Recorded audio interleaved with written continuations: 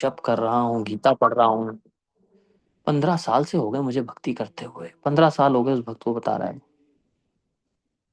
मुझे ये पता भी लग गया कि क्रिएशन है, कोई क्रिएटर होगा, कोई नियंता होगा, लेकिन ये नहीं समझ पा रहे कृष्ण ही कैसे वो नियंता है, कैसे वो पूर्ण पुरुषोत्तम भगवान है। 15 साल से व्यक्ति भक्ति कर रहा है, समझ पा रहे हैं? मैं भी अचंभित रह गया, मतलब ऐसा कैसे है।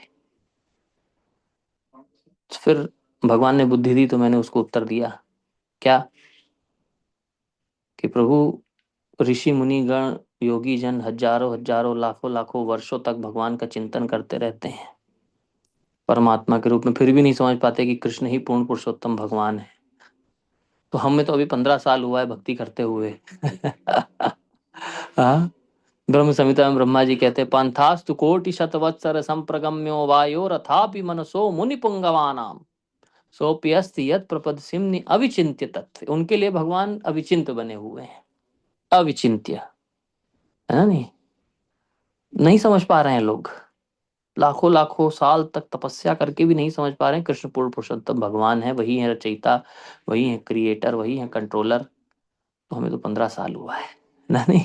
तो ठीक है, इस जीवन के अंत तक भी अगर ये क्लियर हो गया तो जीवन सफल है। तो इसीलिए कैसे हो सकता है ये, आप देखेंगे।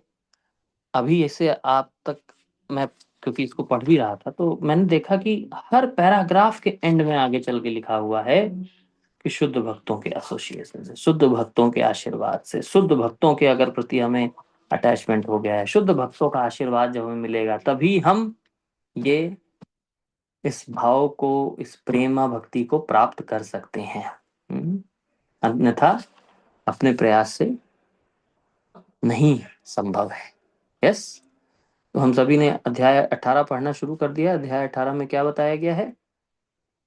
कैरेक्टरिस्टिक्स, भाव के लक्षण। कल हमने भाव के बारे में पढ़ा, है नहीं? कैसे भाव जो है 2 प्रकार का होता है, उसके बारे में हमने पढ़ा, है ना? नहीं, ठीक है। पारकिया भाव, स्वकीय भाव। नहीं, वो तो हमने पिछले अध्याय में पढ़ा था। हाँ, कल हमने पढ़ा था कि कैसे 2 प्रकार से व्यक्ति इस भाव के स्तर तक उठ सकता है, इसके बारे में चर्चा किया था, है ना? नहीं, एक तो है किसके, शुद्ध भक्तों के, one way is constant association pure, शुद्ध भक्तों के साथ जो उसका गहन संबंध होता है उसके द्वारा। और दूसरा क्या हमने चर्चा किया था? हम्म, किसी शुद्ध भक्त की विशेष कृपा हो जाए, विशेष कृपा कृष्ण की या कृष्ण के भक्त, शुद्ध भक्ति विशेष कृपा हो जाए, है ना? नहीं, तो हमने उदाहरण किसका किसका दिया था?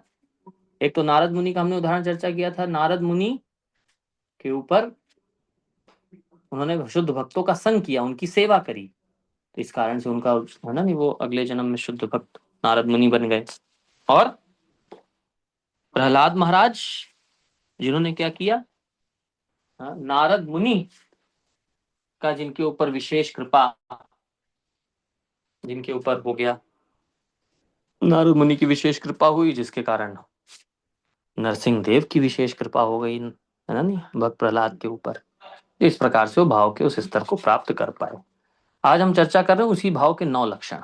तो भाव के 9 लक्षण देखिए क्या क्या है। अव्यर्थ कालत्वम, समय का सदुपयोग, मतलब जो भाव के स्तर पर होता है वो कभी भी समय का दुरुपयोग नहीं करता है। शांतिम, शांति मतलब यत्नशीलता, हमेशा जो है लगा रहता है। अव्यर्थ कालत्वम, शांति, प्रिजर्वेरेंस मतलब यत्नशीलता, कभी भी वो डिस्टर्ब नहीं होता है कि नहीं? शांति। फिर विरक्ति मतलब वैराग्य, विरक्ति। फिर प्राइड मतलब मान शून्यता, अहंकार विहीनता। आशा बंध, कि हमेशा उसके हृदय में ये आशा रहती है कि एक दिन तो आएगा जब कृष्ण की कृपा होगी। वो ये आशा कभी नहीं छोड़ता है ना? नहीं, ग्रेट होप। फिर उसके बाद आशाबंध समुत्कंठा। समुत्कंठा मतलब वांछित सफलता प्राप्त करने के लिए उत्कंठा, हमारा एक भक्त का जो भाव के स्तर पर खास करके भक्त है, उसका तो एकमात्र आशा यही होता है कि भगवान की नित्य सेवा मिलती रहे। उसके प्रति उसके हृदय में क्या रहती है? समुत्कंठा। नाम गाने सदा रुचि, हरे कृष्ण महामंत्र जप से आसक्त रहता है।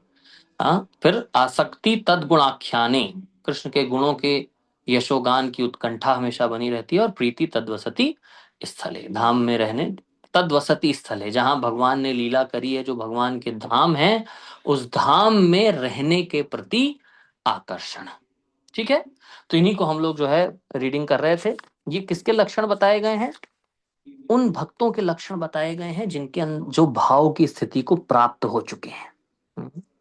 या फिर इसको ऐसे भी समझा जा सकता है, इन लक्षणों को जब हम अपने जीवन में लाएंगे तभी हम भाव के स्तर तक पहुंच सकते हैं।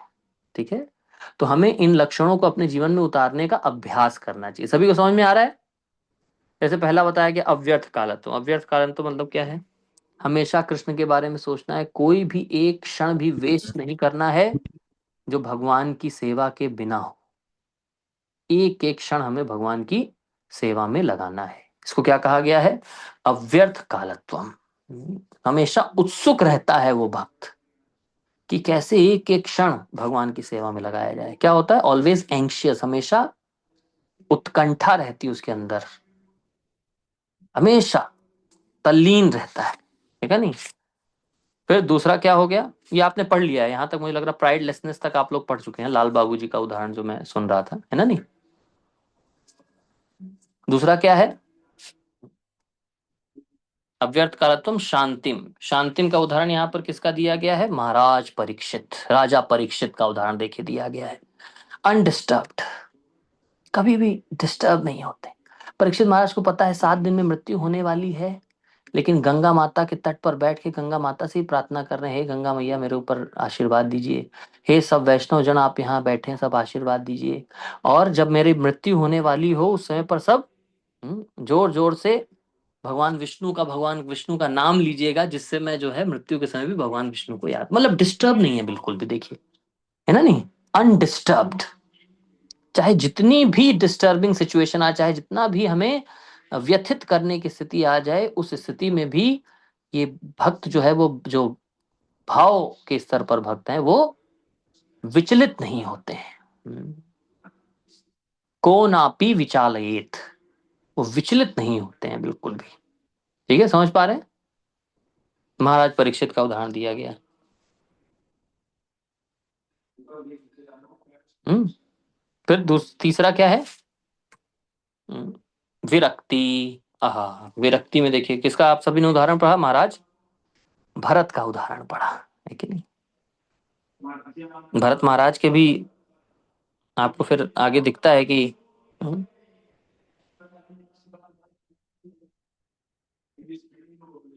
यहाँ पर लास्ट में देखिए, भरत महाराज के एग्जाम के बाद लास्ट में बताया गया है, क्या बताया गया है? भाव के स्तर पर जो लास्ट की लाइन सभी अंडरलाइन कर लेंगे, दो नव दीक्षित भक्त के बारे में बताया गया, नीचे की 2 लाइन देख पा रहे हैं आप सभी? पढ़िए, अर्पित प्राण माता जी क्या लिखी है लास्ट की लाइन? हरे कृष्ण प्रभु जी, सादर प्रणाम। हम्म किंतु प्रौढ़ भक्त की वास्तविक स्थिति तो यह है वह है कि जिसमें वह सारे आकर्षणों से के रहते हुए भी लेश मात्र आकृष्ट नहीं होता। वैराग्य की हम्म असली कसौटी यही है। हम्म सभी अल्योरमेंट, सभी इंद्रिय तृप्ति के साधन होते हुए भी उनसे विचलित नहीं, है कि नहीं? तो ये होते हैं भाव के स्तर पर भक्त। ठीक है, भरत महाराज का उदाहरण यहाँ पर प्रभुपाद जी इसलिए दे रहे हैं, भरत महाराज भाव के स्तर पर थे, भाव के स्तर पर थे। इस चैप्टर के अभी एंड में आप सभी को बताया जाएगा, भले ही ये सारे लक्षण क्यों ना हो, लेकिन अगर अपराध हो जाता है तो इस स्तर से भी गिरना पड़ सकता है। आगे चल के आप सभी को बताया जाएगा, अभी मैं आपको बताऊंगा, आगे लिखा हुआ है। ठीक है, समझ पा रहे हैं? भाव के स्तर पर भरत महाराज हैं, सब कुछ छोड़ दिया, राज्य छोड़ दिया, जंगल में चले गए तपस्या करने के लिए, लेकिन वहां जाकर के भी किससे आसक्त हो गए? किससे आसक्त? एक हिरण से आसक्त हो, हिरण के बच्चे से। समझ पा रहे हैं आप सभी? भाव के स्तर से भी व्यक्ति,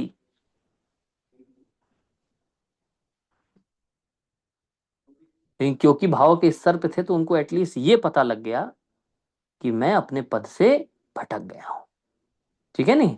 इसलिए अगले जन्म में जब हिरण बने तो साधु संतों के संग में रहते थे। है ना नहीं? और फिर हिरण के बाद फिर अगले जन्म में क्या बने? जड़ भरत। फिर जड़ भरत जब बने तब तो फिर हाँ, क्या लीला करी उन्होंने। समझ पा रहे हैं? सब सारा ज्ञान है, लेकिन संसार के लिए क्या बने हुए? गूंगे बहरे, पागल। और राजा रहुगण को देखिए क्या ज्ञान, क्योंकि उनको पता लग गया था कि भैया इस संसार में आसक्ति का कारण है, संसार से आसक्त नहीं होना है। इसलिए संसार की किसी हर चीज के प्रति पागल बने रहते थे। समझ पा रहे हैं?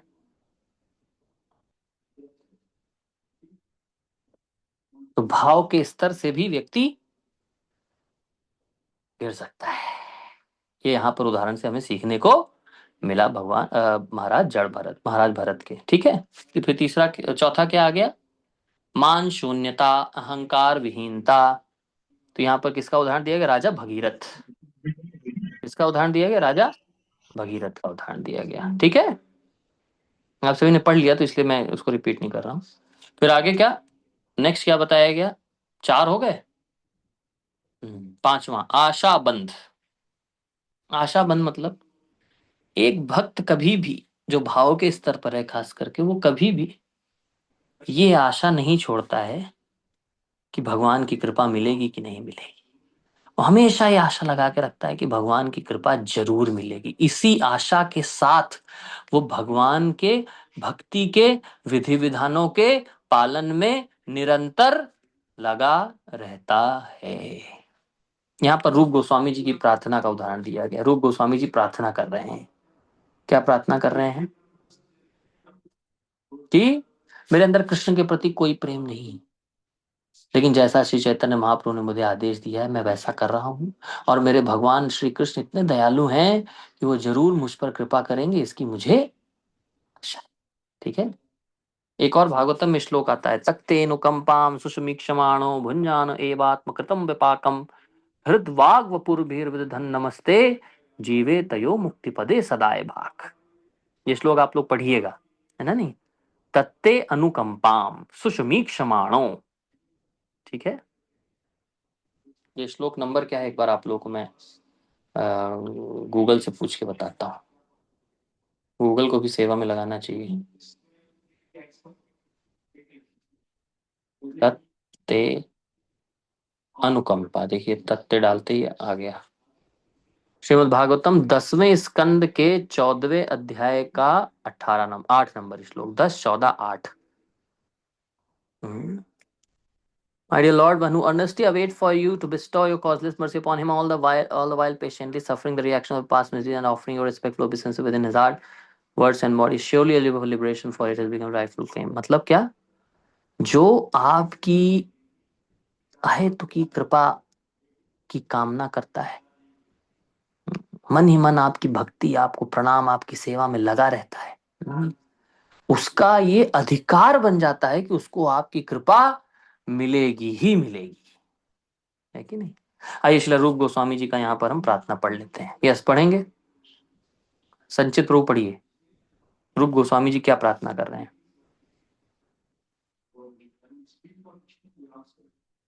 हरे कृष्ण प्रभु जी।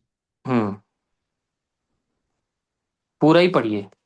आशाबंध। ठीक है प्रभु जी।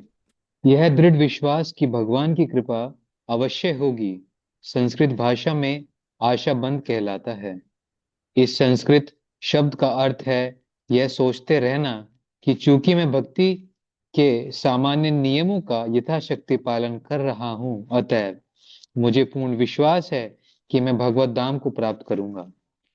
इस संदर्भ में रूप गोस्वामी की एक प्रार्थना इस आशाबंध संबंधी उदाहरण को बताने के लिए पर्याप्त होगी।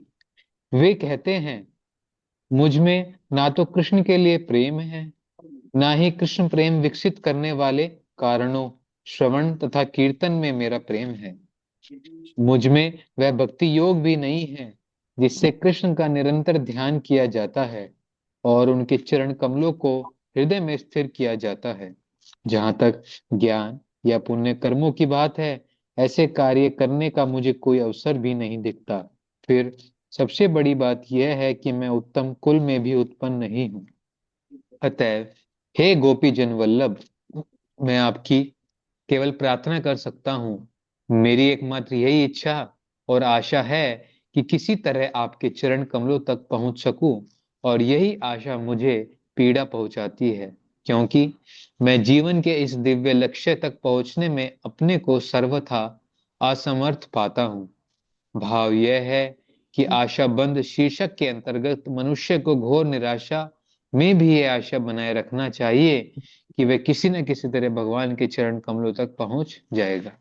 हरे कृष्ण। और निराशा में भी आशा बनाए रखनी चाहिए। देखिए, समझ पा रहे हैं आप सभी? होप अगेंस्ट होप जिसको कहा जाता है, होप अगेंस्ट होप। प्रभु जी कुछ नहीं हो सकता हमारा, प्रभु जी कुछ नहीं हो सकता हमारा, ठीक है, लेकिन मुझे ठाकुर जी पे भरोसा है ना? ये कब होता है? ये भाव के स्तर की चीजें हैं।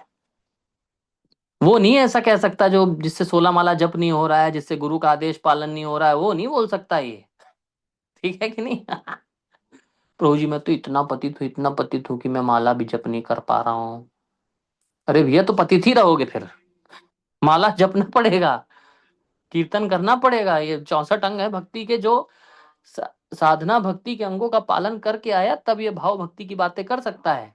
नहीं तो भाव कौन सा वाला होगा जो मैंने आप लोगों को एग्जाम्पल दिया था, प्रभुपाद जी वृंदावन में जब वो एक आया था भगवान के सामने, हर आधे करके नाचा था, प्रभुपाद जी ने कहा था उसको ना, भक्तों को जाओ जाओ, दो तरीके बताए थे, number 1 plan A, plan B. समझ रहे ना? ये वो वाला भाव 2 टके का भाव हो जाएगा। नहीं तो ये किसके हृदय के भाव अभी हमने पढ़े? श्रील रूप गोस्वामी के हृदय के भाव हैं ये, है ना? ये स्तर भी देखिए उन भक्त का कैसा है, ठीक है। तो किसको अधिकार बनता है ठाकुर जी की कृपा प्राप्त करने का? जो भैया ठाकुर जी के लिए कुछ कर रहा है, उसका अधिकार बनता है। जो अपने ही इंद्रिय तृप्ति में लगा हुआ है ना, नहीं, उसको अधिकार नहीं है। ये गलत विचार हमें अपने मन से निकाल देना है प्यारे भक्तों। समझ पा रहे हैं आप सभी? जो लगा हुआ है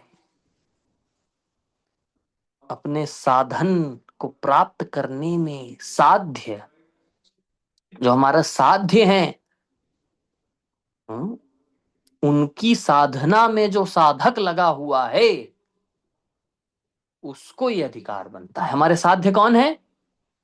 ठाकुर जी, भगवान श्री कृष्ण। वो हमारे साध्य, हमारे लक्ष्य हैं। उनका साधन हमें साधना भक्ति बताया गया है, और हम कौन है? साधक। तो जब एक साधक अपने साध्य की साधना में लगा रहता है, तब उसके अंदर ये भाव विकसित होते हैं। जब साध्य ही कृष्ण नहीं है, साध्य है इस भौतिक जगत का ऐश्वर्य, भोग, भोग ऐश्वर्य प्रसक्ता नाम तया अपहृत चेतसाम व्यवसायात्मिका बुद्धि समाधौ न विधीयते। इसकी हमेशा बुद्धि भोग ऐश्वर्य में लगी, इसका साध्य ही भोग ऐश्वर्य है, तो साधक नहीं, भोगी। चलिए आगे अब चर्चा करते। नेक्स्ट क्या है? आशाबंध। आशाबंध हो गया। अब क्या आएगा? समुत्कंठा। वांछित सफलता प्राप्त करने के लिए उत्कंठा, उस भक्त के हृदय में उत्कंठा रहती है, कब प्राप्त होंगे? हा कृष्ण, हा कृष्ण, हा कृष्ण। यहाँ देखिए, कृष्ण कर्णामृत का उदाहरण यहाँ पर बिल्वा मंगल ठाकुर जी की प्रार्थनाओं से दिया गया है। समुत्कंठा, कंप्लीट ईगरनेस, समुत्कंठा। बिल्वा मंगल ठाकुर जी का आप आशा करते हैं आप सभी ने ड्रामा देखा होगा, नहीं तो कथा जरूर सुनी होगी शिला बिल्वा मंगल ठाकुर जी की, है ना? नहीं, ब्रजे प्रसिद्धम नवनीत चौरम गोपाङ्गनानां च चौरम् श्रीराधिकायाय हृदयस्य चौरम् नवाम्बुधश्यामलकान्तिचौरम् पदाश्रितानां च समस्तचौरम् चौराग्रगण्यं पुरुषं नमामि। बिलो मंगल ठाकुर जी ने लिखा है चौराष्टकम। समझ पा रहे हैं? कृष्ण कर्णामृत से ही है लिया गया है ये। है नहीं? बिलो मंगल ठाकुर जी का भाव यहाँ पर बताया गया है नहीं? एक वैश्या के प्रति आसक्त हो गए थे। चिंतामणि चिंतामणि चिंतामणि, सुना है आप सभी ने ये कथा? सुनी कि नहीं सुनी है? बहुत लोग कुछ रिप्लाई नहीं दे रहे हैं, है ना? नहीं सुना है सभी ने? चलिए, सुनिए प्रभु। चिंतामणि ने बोला, अरे मेरे से कुछ नहीं मिलेगा, जाओ ठाकुर जी के लिए Vrindavan, you go to Vrindavan. मुझे सबसे पहले इस्कॉन में, सबसे पहला जो ड्रामा किया मैंने इस्कॉन में, मुझे रोल मिला वो चिंतामणि वैश्या का ही मिला था। मैं वो चिंतामणि वैश्या बना था ड्रामा में। मुझे आज भी वो स्थान याद है। बरसाना के आगे आता है वो सरोवर, प्रेम सरोवर, है नहीं? जो राधा रानी के प्रेम के अश्रुओं से वो सरोवर बना है, उसके तट पर हमने ड्रामा किया था। सो वृंदावन जाओ, वृंदावन। वृंदावन गए ठाकुर जी को खोजते हुए, है ना? नहीं, बिल्व मंगल ठाकुर फिर एक ब्राह्मणी से आसक्त हो गए। हाँ, उसको आलिंगन करने जा रहे थे। सोचा मैं क्या कर रहा हूँ, ये क्या कर रहा हूं मैं? उसी ब्राह्मणी के जो है जूड़े से निकाला, उसके जूड़े की पिन, अपनी आंख फोड़ ली, है ना? नहीं, फिर अंधे हो गए। अंधे होकर के पूरे वृंदावन में फिरते थे, है ना? उन्होंने कृष्ण कर्णामृत लिखा, उनकी प्रार्थना है, पदाश्रितानाम च समस्त चौरम अनेक जन्मार्जित पाप चौरम। अनेक जन्मों से जो हमने पाप अर्जित किए उनको भी चोरी कर लेंगे। चौराग्रगण्यम पुरुषम नमामि। उनके अंदर फिर वो ईगरनेस, कृष्ण को प्राप्त करने की ईगरनेस, कृष्ण को प्राप्त करने की समुत्कंठा। ये हैं बिल्व मंगल ठाकुर। आइए इनके बारे में पढ़ते हैं, समुत्कंठा में क्या बताया गया। हाँ, कंचन गोयल, ये नाम तो चेंज हो गया है, इनका नाम तो ये नहीं था। माता वृंदावनेश्वरी। अरे हाँ, हरे कृष्ण प्रभु जी, वो गलती से मैं देखा नहीं, बेटी का नाम डला होगा। वृंदावनेश्वरी माता जी, पढ़िए। जी। अब हरे कृष्ण प्रभु भले ही जी। आज मेरा आखिरी लेसन है, लेकिन कई भक्तों के नाम जो है याद हो गए हैं। पढ़िए। जब कोई व्यक्ति भक्ति में सफलता प्राप्त करने के लिए अत्यधिक उत्सुक रहता है, तो यह उत्सुकता समुत्कंठा कहलाती है। इसका अर्थ है समुत्कंठा समुत्कंठा कहलाती है। इसका अर्थ है पूर्ण उत्सुकता। वस्तुतः यह उत्सुकता कृष्ण भावनामृत में सफलता प्राप्त करने का मूल्य है। हर वस्तु का कुछ मूल्य होता है और उस वस्तु को प्राप्त करने या अधिकार में लेने के पहले मूल्य चुकाना पड़ता है। वैदिक साहित्य में उल्लेख मिलता है कि कृष्ण भावनामृत जैसी अमूल्य वस्तु को खरीदने में सफल होने के लिए तीव्र उत्सुकता विकसित करनी होती। इस तीव्र उत्सुकता का अत्यंत सुंदर वर्णन बिल्व मंगल ठाकुर अपनी पुस्तक कृष्ण कर्णामृत में करते हुए कहते हैं, मैं वृंदावन की उस बालक का दर्शन पाने के लिए उत्सुकता पूर्वक प्रतीक्षा कर रहा हूँ, जिसका शारीरिक सौंदर्य सारी विश्व को मोहित करने वाला है, जिसके नेत्र श्याम बहु से वृत और कमल दल की भांति फैले हुए रहते हैं और जो निरंतर अपने भक्तों पर उत्सुकतापूर्वक दृष्टिपात करते रहते हैं। अतएव इधर उधर हिलते डुलते रहते हैं। उसके नेत्र सदैव गीले, उसके होठ त्राम और जैसे रंग वाले रहते हैं तथा इन होठों से एक ध्वनि निकलती है जो मनुष्य को मर्दान्ध हाथी से भी अधिक उन्मत्त बना देती है। मैं उसका दर्शन वृंदावन में उत्सुकता से करना चाहता हूँ। हरि कृष्ण। मैं उनका दर्शन वृंदावन में उत्सुकता से करना चाहता हूँ। ये उत्सुकता थी, समुत्कंठा। ठीक है। इसलिए सबसे पहली लाइन माता जी फिर से पढ़िएगा, वृंदावनेश्वरी माता जी, इसकी सबसे पहली समुत्कंठा क्या कहलाता है? हाँ जी, हाँ जी, जी गुरुजी। जब कोई व्यक्ति भक्ति में सफलता प्राप्त करने के लिए अत्यधिक उत्सुक रहता है तो यह उत्सुकता समुत्कंठा कहलाती है। हम्म, अत्यधिक सुख। ठीक है, भक्ति में सफलता प्राप्त करने के लिए उत्सुकता होनी चाहिए हमारे अंदर, भक्ति में सफलता प्राप्त करने को।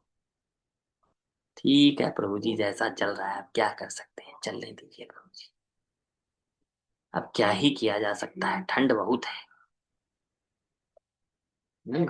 ठंड खत्म होगी इसके बाद क्या ही किया जा सकता है प्रभु जी, गर्मी बहुत है, अब क्या ही किया जा सकता है प्रभु जी, अब जितना कर पा रहे हैं उतना कर रहे हैं।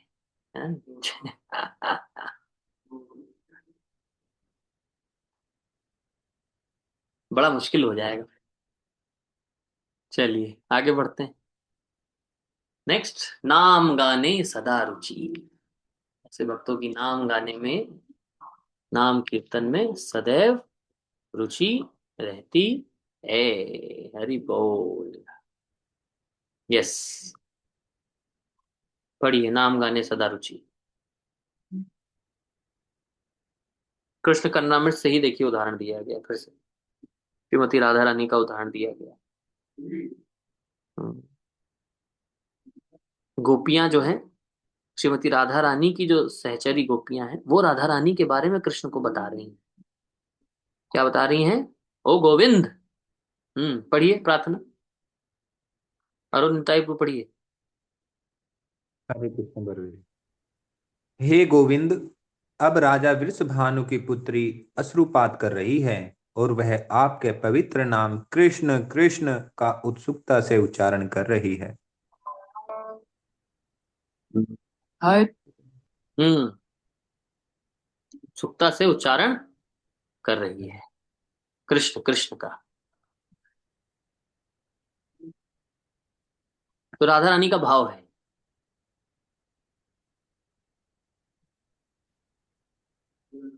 भाव के स्तर पर जो भक्त होता है हमेशा कृष्ण कृष्ण, कृष्ण के नाम के प्रति हमेशा। प्रभुपाद जी का एक उदाहरण आप सबने सुना होगा एक बार। प्रभुपाद जी ने एक भक्त को बोला, यहाँ पीठ पे कान लगाओ। पीठ पे कान लगाया, उसको अंदर हरे कृष्ण महामंत्र की ध्वनि सुनाई दे रही। प्रभुपाद जी के अंदर हमेशा हरे कृष्ण चलता रहता था। उसको यहाँ पीठ में वो अंदर प्रभुपाद जी के हरे कृष्ण सुनाई दे रहा है। प्रभुपाद जी किसी और से बात कर रहे हैं, कुछ बात कर रहे हैं, बोले यहाँ हाथ लगाओ कान। प्रभुपाद जी के अंदर उसको हरे कृष्ण सुनाई दिया। 24/7 नाम गाने सदा रुचि। ठीक है, फिर आगे बढ़े। आशा बंध समुत्कंठा, नाम गाने सदा रुचि। फिर आसक्ति तद्गुणाख्याने। आसक्ति तद्गुणाख्यान मतलब कृष्ण के गुणों के यशोगान की उत्कंठा, हमेशा कृष्ण के गुणों के गुणगान करने की उत्कंठा जीवन में बनी रहती है। ये भी कृष्ण कर्णामृत से बताया गया है। और लास्ट फिर कौन सा आएगा? प्रीति तद्वसति स्थले। भगवान कृष्ण ने जहां जहां लीला करी है उन स्थानों पर रहने की अभिलाषा। मोरा ये अभिलाष विलास कुंजे दियो वास, नयन हेरिबो सदा जुगल जुपरास। यस,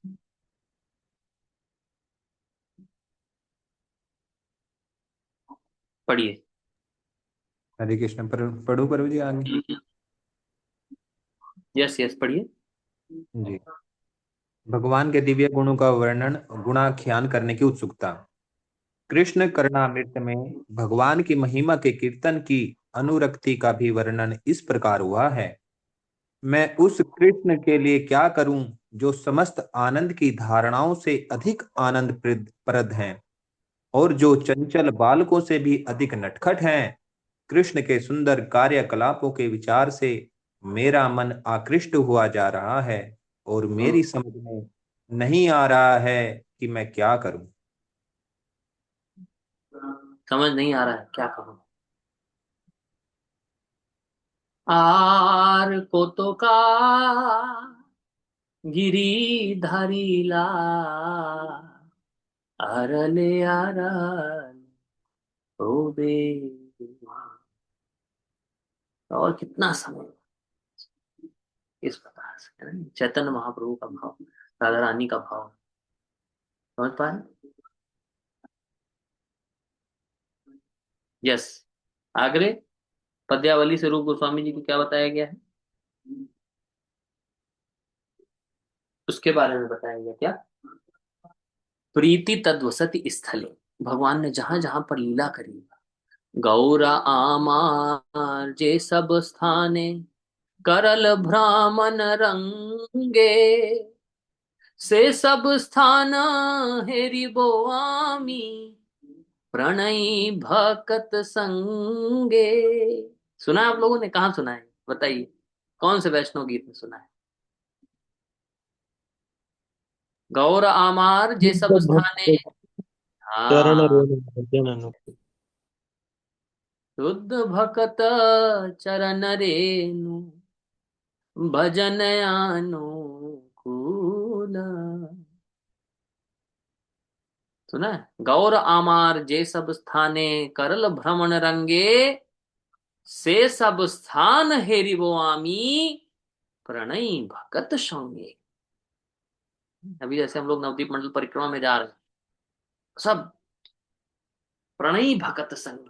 प्रणयी प्रणयी भगत कौन होते हैं? जो गौरांग प्रेम में डूबे हुए, उनके साथ जिस जिस स्थान पर गौर अमार से सब स्थाने करल भ्रमण रंगे, जिन जिन स्थान पर चैतन्य महाप्रभु ने भ्रमण किया है, उन स्थानों पर प्रेमी भक्तों के साथ जा करके मैं भी दर्शन करूं, स्नान, है ना? नहीं, इससे भक्ति में जो है प्रगति होती है। तो एक एक भाव के स्तर पर जो भक्त हैं, उत्तम अधिकारी भाव के स्तर पर जो भक्त, उनके हृदय में हमेशा वो घूमने उमने की इधर उधर नहीं, उनका बस हृदय में एक इच्छा रहती है, क्या? जहां जहां पर चैतन्य महाप्रभु भगवान श्री कृष्ण ने जहां जहां लीला करी, मैं वहीं पर रहूं, है कि नहीं?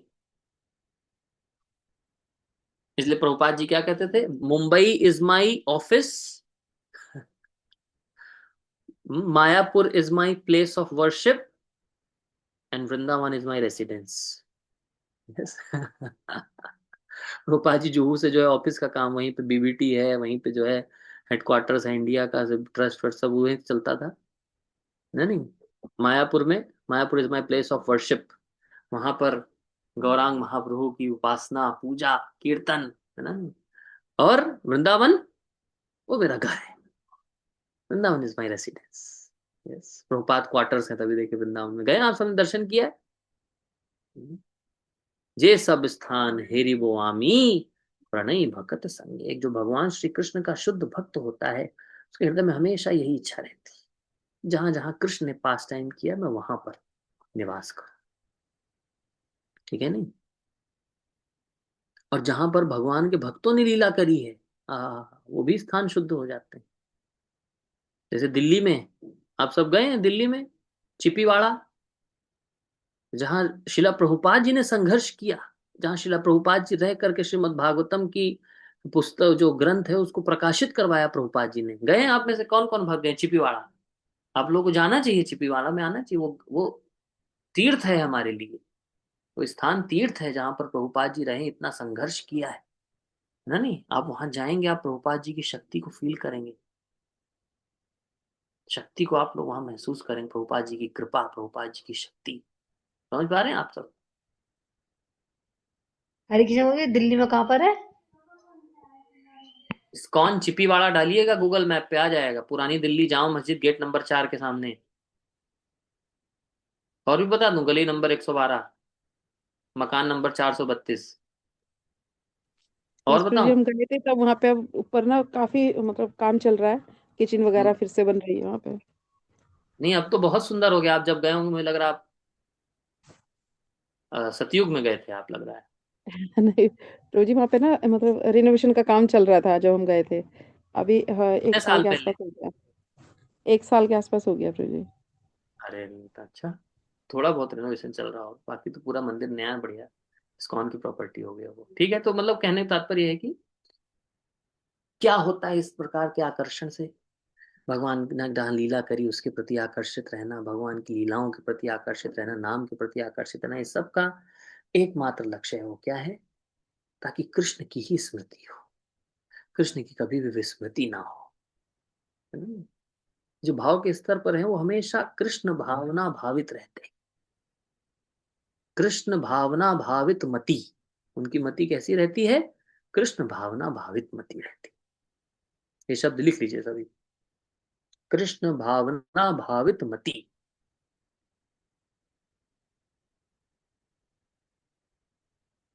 ठीक है, समझ पा रहे हैं आप सभी? तो ये सब अट्रैक्शन का लक्ष्य क्या है? ताकि हमेशा कृष्ण कॉन्शियस रहे, कृष्ण के अलावा उनको कुछ नहीं सोचता है। ठीक है, देखिए आगे इसको हम लोग समझेंगे। कर्मियों के द्वारा यह आसक्ति, इस प्रकार का अटैचमेंट कभी भी नहीं पाया जा सकता है। पढ़ेंगे आगे, देखिए लिखा रूप गोस्वामी जी के द्वारा बताया गया है। पैराग्राफ मिला सभी को? उसी के आगे जस्ट प्रीति तद वसति स्थले, उसमें एक दो तीन, दो तीन पैराग्राफ के बाद मिला आपको दयामयी रेवती माता जी? यस प्रभु जी। हाँ, रूप पढ़िए। गोस्वामी जी कहते हैं ये वाला ही ना प्रभु जी, हाँ फोर्थ हाँ है। हाँ। हम्म। प्रभु जी हरे कृष्णा प्रभु जी। रूप गोस्वामी जी कहते हैं कि शुद्ध भक्तों द्वारा प्रदर्शित कृष्ण अनुरक्ति कर्मियों या ज्ञानियों के हृदयों में संभवतः पूर्ण नहीं हो सकती, क्योंकि कृष्ण भावनामृत के प्रति ऐसी अनुरक्ति दुर्लभ है और अनेक मुक्त आत्माओं के लिए भी प्राप्त कर सकना संभव नहीं है।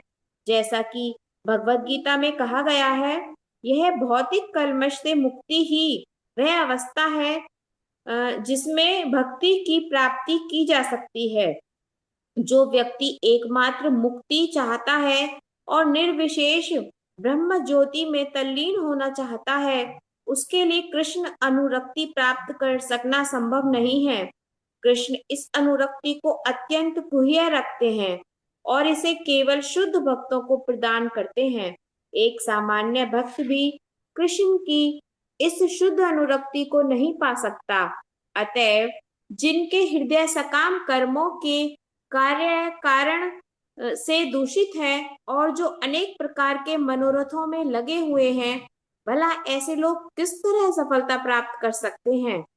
ऐसे भक्त कहलाने वाले अनेक लोग हैं जो कृष्ण की अष्टकालिक लीला का बनावटी चिंतन करते हैं। कभी कभी लोग इनका कृत्रिम अनुकरण करते हैं और यह दिखावा करते हैं कि कृष्ण उनसे बाल रूप में बातें किया करते हैं या राधा रानी तथा कृष्ण दोनों पास आकर उनसे बात किया करते हैं। ऐसे लक्षण यदा कदा निर्विशेषवादी लोगों द्वारा प्रकट किए जाते हैं और वे कुछ ऐसे अज्ञानी लोगों को फांस लेते हैं जिन्हें भक्ति योग का कोई ज्ञान नहीं होता, किंतु अनुभवी भक्त इन स्वांगों को देखते ही ऐसी धूर्तता को पहचान सकते हैं।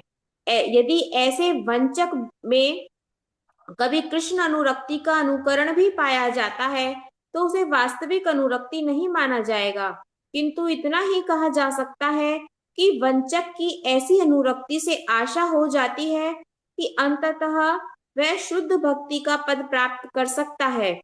इस अनुकरणीय अनुरक्ति के दो विभाग किए जा सकते हैं। तो सभी अंडरलाइन कर लेंगे। ये जो दिखावे वाली अनुरक्त, कैसा कैसी अनुरक्ति बताया गया इसको? पढ़िए माता जी, क्या लिखा था ये जो लाइन अभी पढ़ा? छाया अनुरक्ति तथा परानुरक्ति। हाँ नहीं, पहली लाइन इसके पहले जस्ट। किंतु इतना ही कहा जा सकता है कि वंचक की ऐसी अनुरक्ति से आशा हो जाती है कि अंततः वह शुद्ध भक्ति का पद प्राप्त कर सकता है। इस अनुकरणीय अनुरक्ति के दो विभाग किए जा सकते हैं। अनुकरणीय अनुरक्ति, इमिटेटिव अटैचमेंट। अनुकरणीय अनुरक्ति, एक होता है अनुसरणीय अनुरक्ति और एक होता है अनुकरणीय। तो अनुकरण मतलब दिखावटी इसको क्या बोला था? दिखावटी, इमिटेट करना जिसको बोलते हैं ना। नहीं,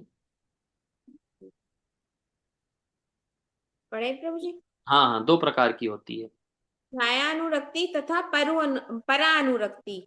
यदि किसी भक्ति के नियमों का पालन किए बिना या प्रामाणिक गुरु के मार्गदर्शन के बिना ऐसी अनुकरणीय अनुरक्ति प्रदर्शित करता है तो यह छाया अनुरक्ति कहलाती है।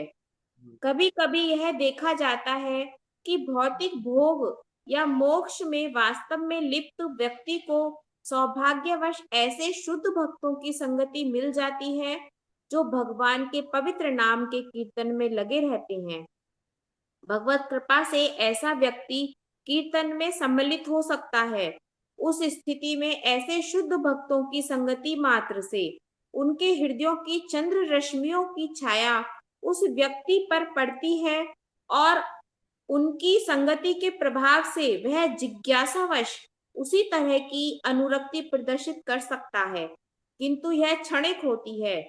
और यदि ऐसी छाया अनुरक्ति के प्रकट होने से किसी के समस्त भौतिक कलेश दूर हो जाते हैं तो यह परा अनुरक्ति कहलाती है। ऐसी छाया बस, तो यहाँ क्या बताया गया कि शुद्ध भक्तों की कृपा के द्वारा, ठीक है, ये छाया वाली जो अनुरक्ति है ये असली अनुरक्ति में कैसे परिवर्तित हो सकती है? शुद्ध भक्तों की कृपा के द्वारा। जब तक शुद्ध भक्त, मैंने आपको बताया था ना, आगे हम अध्याय में चर्चा करेंगे, शुद्ध भक्तों की जब तक कृपा नहीं होगी तब तक नहीं हो सकता है। समझ पा रहे हैं? जड़ महाराज भरत को, राजा भरत को जाकर के हिरण के रूप में भी जाकर के ऋषि मुनियों के पास, शुद्ध भक्तों के पास जाकर के संगति करनी पड़ी, तब जाकर के फिर से वो अपनी जो पुरानी स्थिति थी, भाव की स्थिति में, उसमें वापस स्थित हो पाए। समझ पा रहे हैं आप सभी?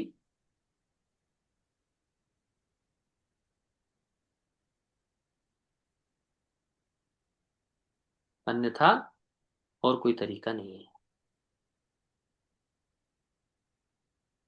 ठीक है,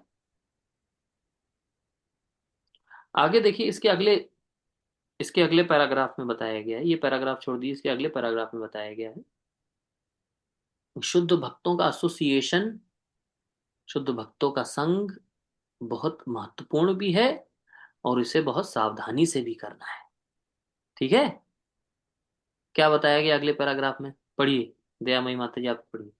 जिस तरह शुद्ध भक्तों की संगति से अनुरक्ति विकसित हो जाती होती है, उसी तरह शुद्ध भक्तों के चरण कमलों पर किए गए अपराधों से वह घट जाती है।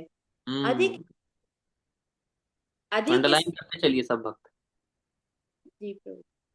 हम्म अधिक स्पष्ट करना चाहें तो कह सकते हैं कि शुद्ध भक्तों की संगति से कृष्ण के प्रति अनुरक्ति जागृत की जा सकती है, किंतु यदि कोई भक्त के चरण कमलों पर अपराध करता है तो उसकी छाया अनुरक्ति या परा अनुरक्ति क्षीण हो जाती है। यह क्षीण होना पूर्ण चंद्रमा की कलाओं के घटने के समान है। चंद्रमा क्रमशः घटता है और अंत में अंधकार छा जाता है। अतएव शुद्ध भक्तों की संगति करते समय अत्यंत सतर्क रहना चाहिए कि उनके चरण कमलों पर किसी तरह का अपराध ना होने पाए। समझ गए आप सभी? जी प्रभु। बहुत महत्वपूर्ण है। तो दोनों तरीके से हमें सावधान रहना है। ठीक है, नेक्स्ट रीड करें प्रभु जी? नहीं नहीं नहीं, तो यहां तक हम लोग इसमें समझना चाह रहे थे। तो निष्कर्ष यही निकलता है कि जो इस भाव भक्ति से प्रेमा भक्ति तक की जो यात्रा है वो कैसे होगी? वो शुद्ध भक्तों की कृपा, शुद्ध भक्तों के एसोसिएशन से ही होगी। इस भाव भक्ति से प्रेमा भक्ति तक का मार्ग कैसे प्रशस्त होगा प्यारे भक्तों? शुद्ध भक्तों की कृपा से। ठीक है, हम्म हरे कृष्णा प्रभु जी। हाँ यस गौरव। तो सादर प्रणाम प्रभु जी। एक क्वेश्चन था हम्म इसी अपराध से रिलेटिव ही, कि भरत महाराज की आसक्ति हिरण के प्रति थी, लेकिन हम्म। बात अपराध की है, सर उन्होंने क्या अपराध किया था जो उनका पद विभाव के पद से नीचे गिर गए? मतलब कुछ ऐसा कुछ वाक्यांश हुआ हुआ, ऐसा पहुंचा नहीं है भागवतम पे मैं अभी उससे।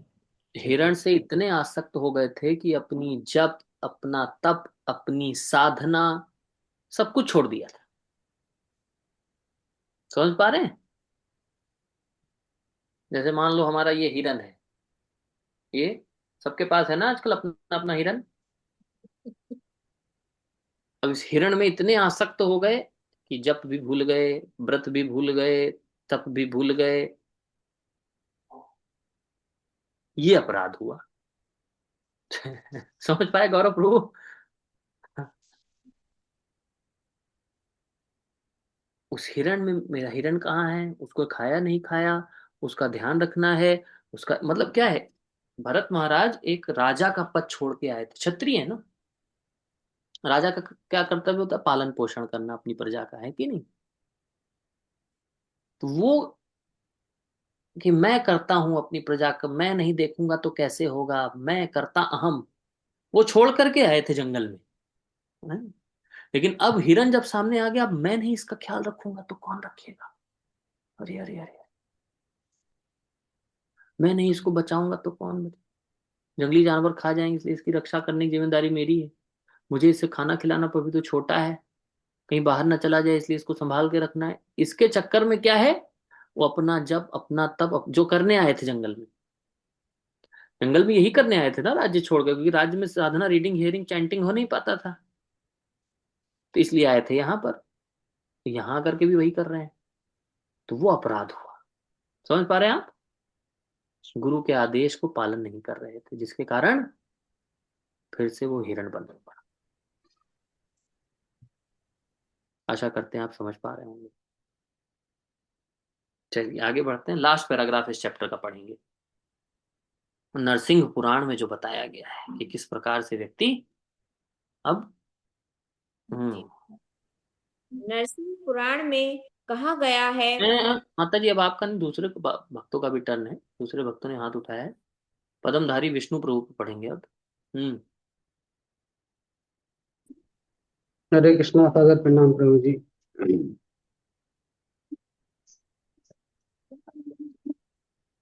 यह दिव्य अनुरक्ति चाहे छाया अनुरक्ति हो या ना ना ना, परानुरक्ति। अरे अभी तो आप बहुत पीछे हैं। नरसिंह पुराण इस चैप्टर का सबसे आखिरी पैराग्राफ पढ़िए। ठीक है नरसिंह प्रभु। पुराण।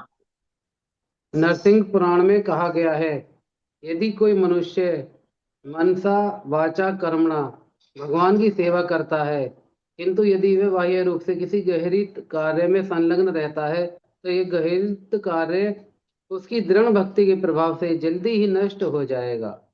यहाँ पर दृष्टांत दिया गया है कि पूर्ण चंद्रमा में भी कलंक देखा जाता है, फिर भी पूर्ण चंद्रमा द्वारा बिखेरी गई चांदनी को रोका नहीं जा सकता। इसी प्रकार प्रचुर भक्ति के बीच रंच मात्र दोष को दोष नहीं गिना जाता। कृष्ण के प्रति अनुरक्ति दिव्य आनंद है। असीम दिव्य आनंद के मध्य किसी भौतिक त्रुटि का एक धब्बा कोई महत्व नहीं रखता। हरे बहुत बहुत कृष्ण। धन्यवाद। समझ पा रहे हैं? तो भले ही थोड़ा सा दिखता है, लेकिन धीमे धीमे सब क्लियर हो जाता है। ठीक है, तो आशा करते हैं ये उदाहरण, ये उपमा आप सभी को समझ में आई होगी।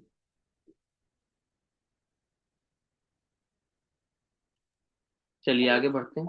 भरत महाराज के साथ भी ऐसे ही हुआ, धीमे धीमे करके उनकी सारी चीजें क्लियर हो गई, और उनकी भाव के स्तर तक जो उठ गया है, उसने एक लेवल जो अटेन किया है, वो बहुत साधना करी है उसने, है ना? नहीं, बहुत कृपा है उसके ऊपर।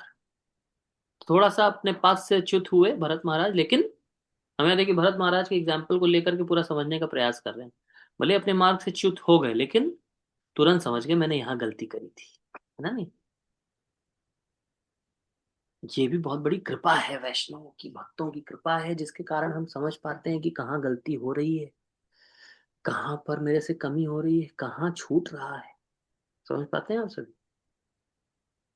और तो गंभीर भक्त वही होता है, गंभीर साधक वही होता है जो समझ जाता है अच्छा मुझसे यहाँ गलती हो रही है और मुझे इसको सुधार लेना है, तुरंत सुधार लेता है। भरत महाराज ने तुरंत सुधार लिया। देखिए, फिर भी सुधारते सुधारते देखिए 1 2 3 3 जन्म लग गए, जड़ भरत तक सुधरे हो। ठीक है, तो हम अगर इसी जन्म में भगवत प्राप्ति करना चाह रहे हैं फिर तो कितना सावधान रहना पड़ेगा। हम्म। हाँ माता जी। हरे कृष्णा प्रभु जी। जी। प्रभु जी, ये जो किंतु यदि वे बाह्य रूप से किसी ग्रहित कार्य में, मीन्स घर के कार्यों में? घर के कार्य नहीं, गृहित कार्य मतलब जो भक्ति के प्रतिकूल हैं, गर्हित कार्य। गर्हित कार्य भक्ति के अनुकूल नहीं है, नहीं। जैसे किसी को पीट, जैसे भरत महाराज ही हैं, भरत महाराज के उदाहरण को लेकर के चलें। अब हिरण की सुरक्षा करने लगे, हिरण का देखभाल पालन पोषण करने लगे, हिरण को भोग लगाना, हिरण को खिलाना, हिरण को नहलाना धुलाना, डीटी वर्शिप हिरण की, ये गर्हित कार्य हो गया है कि नहीं। भक्त को दिया गया है, भक्त अपने गुरु महाराज से सब कुछ दीक्षा लिया है, सब किया, अब घर में कुत्ता पाल लिया है। अब कुत्ते को बढ़िया जो है उसको नहला रहा है, धुला रहा है, उसको खिला रहा है, पिला रहा है। तो आजकल हो भी रहा है ऐसा, हाँ हो रहा है। नहीं तो मैं तो पता है हिरन, ये देखिए ये वाला हिरन, ये सबके पास है हिरन, ये माया का जाल है ये। अरे बाप, पागल हो रहे हैं लोग, पागल इसके चक्कर में। अभी देखिए गाजियाबाद में 3 लड़कियां कूद के मर गई। न्यूज सुना कि नहीं सुना आप लोगों ने? 3 बहनें गाजियाबाद की नवी फ्लोर से, 8वीं नवी फ्लोर से कूद के मर गई, इसी हिरन के चक्कर में। बहुत सावधान, अरे बाप रे, साधु सावधान, इसको बिल्कुल जो है बड़ा मुश्किल है।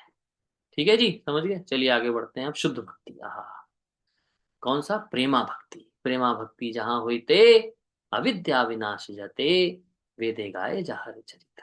गुरु की कृपा से, भगवान श्री कृष्ण की विशेष कृपा से जब व्यक्ति इस प्रेम के स्तर तक पहुंच जाता है तो कैसी स्थिति होती है उसकी अब यहाँ पर बताया गया। ठीक है, सभी अपनी अपनी हैंडबुक खोलेंगे, स्टूडेंट हैंडबुक में सभी पढ़ेंगे एक बार थोड़ा सा अध्याय नंबर 19 के बारे में, पेज नंबर 70 पर। ठीक है, पेज नंबर 70 आपकी स्टूडेंट हैंडबुक, प्रेम भक्ति चतुर्थ लहर, भगवान की शुद्ध प्रेम में भक्ति। इस अध्याय में प्रेमा भक्ति और इसे प्राप्त करने के साधनों का वर्णन है। प्रेम का विकास क्रमबद्ध ढंग से धीरे धीरे होता है और जिसका आरंभ श्रद्धा से होता है। सभी को आशा करते हैं ये स्टेप्स क्लियर होंगे ना। श्रद्धा के बाद क्या आता है? 9 स्तर जो होते हैं। श्रद्धा के बाद साधु संग, बोलते जाइए एक एक करके, अनम्यूट कर करके। साधु संग, साधु संग के बाद भजन भजन क्रिया, क्रिया। भजन क्रिया के बाद अनर्थ अनर्थ निवृत्ति, निवृत्ति के बाद निष्ठा, अनर्थ निवृत्ति के बाद निष्ठा, रुचि, निष्ठा के बाद रुचि, रोज, के बाद आसक्ति, भाव, सीधा भाव क्यों? आसक्ति कहाँ गई? आसक्ति, आसक्ति, फिर भाव, भाव, भाव, और फिर प्रेम। प्रेम। ग्रेजुअली रूट, श्रद्धा से लेकर कैसे इस प्रेम की स्थिति तक आता है ना। अब देखिए पेज नंबर, स्टूडेंट हैंडबुक में ही पेज नंबर आप लोग आ जाएं 75 पर। पेज नंबर 75, प्रेम की प्राप्ति।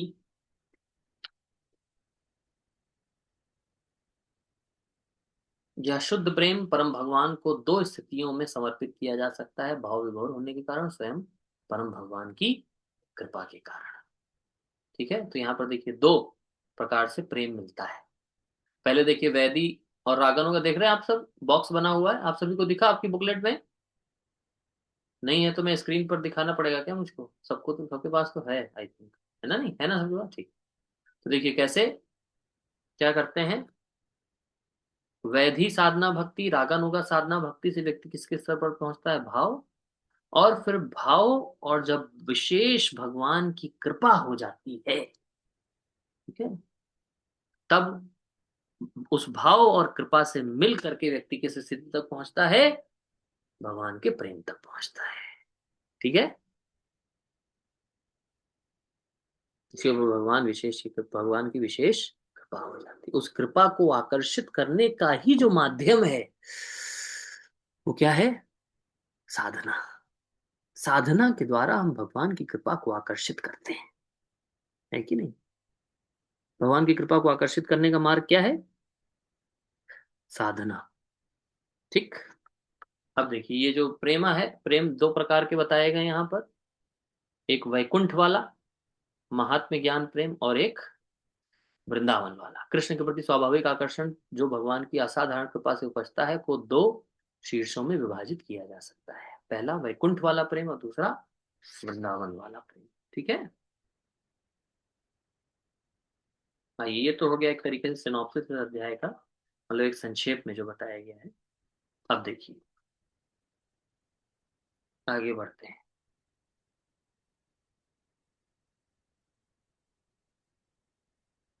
भीष्मदेव, प्रहलाद महाराज, उद्धव जी और नारद मुनि, इन सबको इससे ये स्थिति प्राप्त हुई है। ठीक है, और ये सब इस स्थिति के बारे में वर्णन भी कर रहे हैं। ठीक, पहले पहले दो पैराग्राफ पढ़ेंगे। किसका टर्न है? चित्रलेखा माता जी, पढ़िए।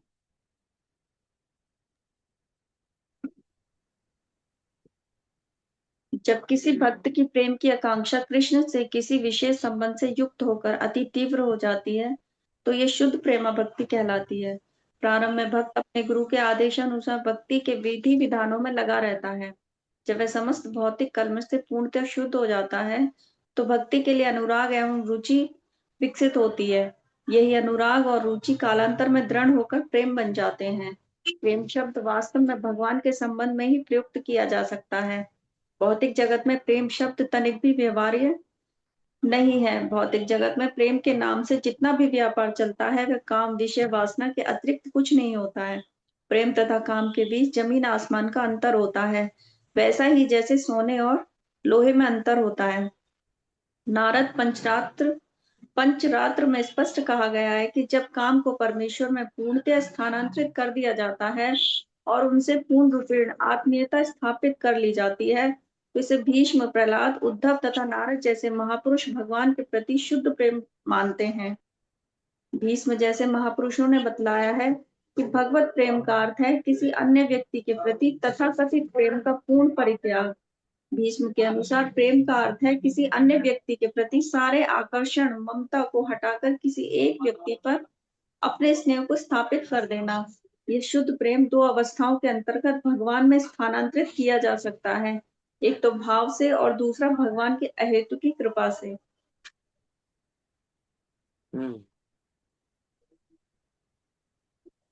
तो ये भीष्म देव के द्वारा भी देखिए बताया गया, जितने भी हमारे आचार्यगण हैं इन सब के द्वारा भी बताया जा रहा है। क्या बताया जा रहा है कि कैसे संभव है। तो हमने पढ़ा है इसको, तो हमने चार्ट में भी आप सभी को दिखाया ना।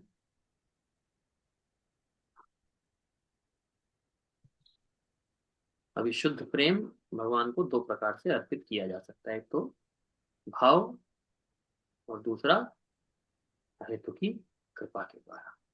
ठीक है, ये प्रेम प्रदर्शित कैसे करें? जब तक भगवान की कृपा नहीं हुई तब तक हम नहीं प्रदर्शित कर सकते।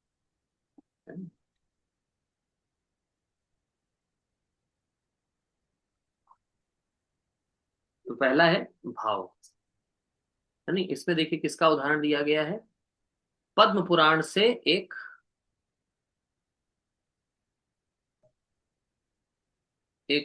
बालिका का उदाहरण दिया गया है जिसका नाम है चंद्रकांति। ठीक है नहीं, क्या नाम है इसका? चंद्रकांति। देखिए दूसरा पैराग्राफ पढ़ेंगे। एक तो भाव विकसित होता है जब हम साधना भक्ति के नियमों का पालन करते हैं, तब भगवान के प्रति भाव विकसित होता है। ठीक है, एक भाव विकसित होता है, देखिए जैसे यहाँ बताया गया है, पद्म पुराण से उदाहरण दिया गया है। पढ़िए चित्रलेखा माता, चित्रलेखा माता जी।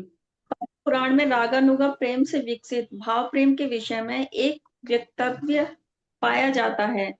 एक प्रसिद्ध सुमुखी कन्या चंद्रकांति कृष्ण को पति रूप में पाने के लिए पूर्ण ब्रह्मचर्य का पालन करती थी। वह सदैव भगवान के दिव्य स्वरूप का चिंतन करती थी और उन्हीं का गुणगान करती थी। वह अन्य किसी को अपना पति नहीं बनाना चाहती थी। उसने दृढ़ संकल्प कर लिया था कि केवल कृष्ण ही उसके पति होंगे। समझ पा रहे हैं? तो क्या किया था उसने? साधना भक्ति का पालन किया। देखिए सेलिबेसी क्या बताया गया, ब्रह्मचर्य, पूर्ण ब्रह्मचर्य का पालन किया उसने। तो रागानुगा भक्ति, पहले वैदिक साधना भक्ति, रागानुगा साधना भक्ति से जो भाव उत्पन्न हुआ है उसके द्वारा हम इस प्रेमा भक्ति की आकांक्षा कर सकते हैं, कामना कर सकते हैं। ठीक है, चंद्रकांति जी के उदाहरण से हमें यहाँ पर सीखने को मिला। अब भगवान की हेतु की कृपा हो जाए। भगवान की हेतु की कृपा, भगवान की कृपा किसके ऊपर? गोपियों के ऊपर। जैसे हमने पिछले अध्याय में पढ़ा था ना, दंडकारण्य जंगल, जब भगवान श्री राम जी की लीला चल रही है, दंडकारण्य में जो ऋषि मुनि तपस्या कर रहे थे, उन्होंने भी कहा कि हमें आपकी लीला में भाग लेना है ना, नहीं? तो भगवान ने क्या कहा, अगली बार जब आएंगे तब आपको गोपियों का स्थान दिया जाएगा। ठीक है,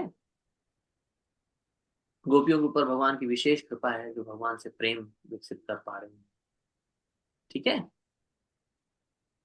भगवान की विशेष कृपा। अब इस दूसरा जो ये जो हेडिंग है, भगवान की हेतु की कृपा, इसमें जो है एक दो पैराग्राफ छोड़ के तीसरे पैराग्राफ से पढ़िए। कुंज कमल माता जी पढ़ना चाह रहे थे ना, पढ़िए।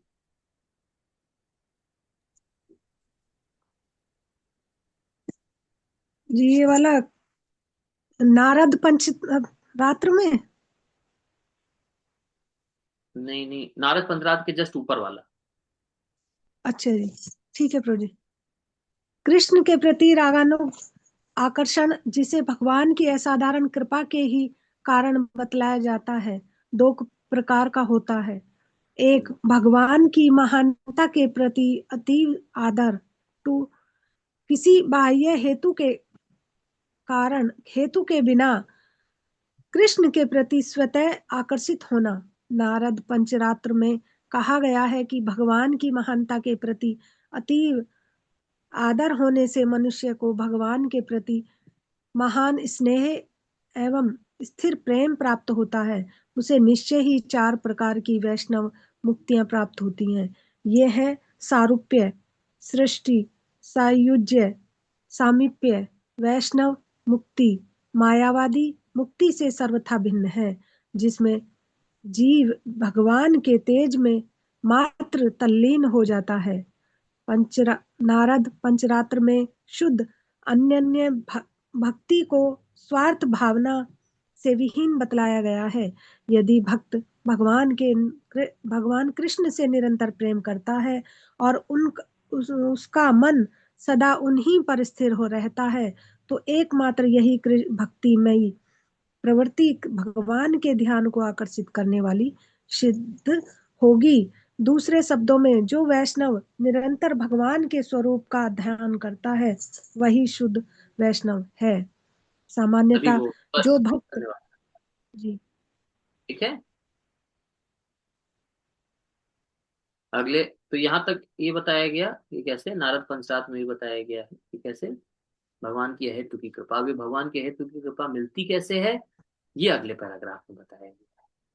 जब वो कठोरता से नियमों का पालन करता है, वैदिक साधना भक्ति के नियमों का पालन करता है, जो मैंने आपको बताया, तभी हम कृष्ण की कृपा को आकर्षित कर पाते हैं। तो अगली लाइन, अगले पैराग्राफ की लाइन, इसको सभी अंडरलाइन कर लीजिएगा।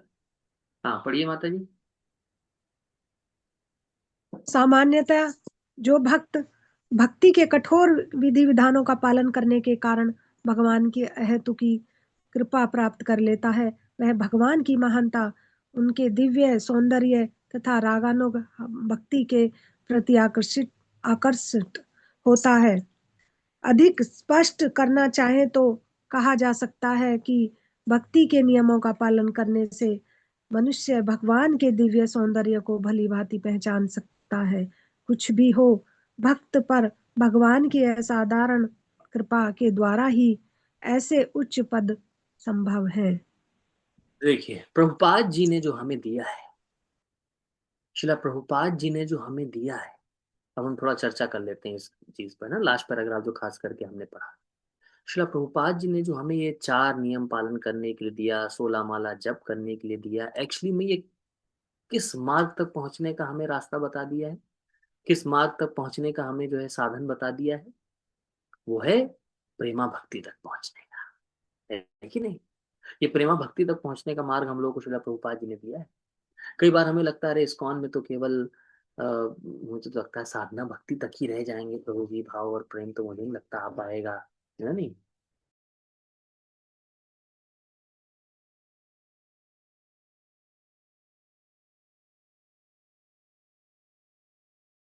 एक एक मिनट रुकिए।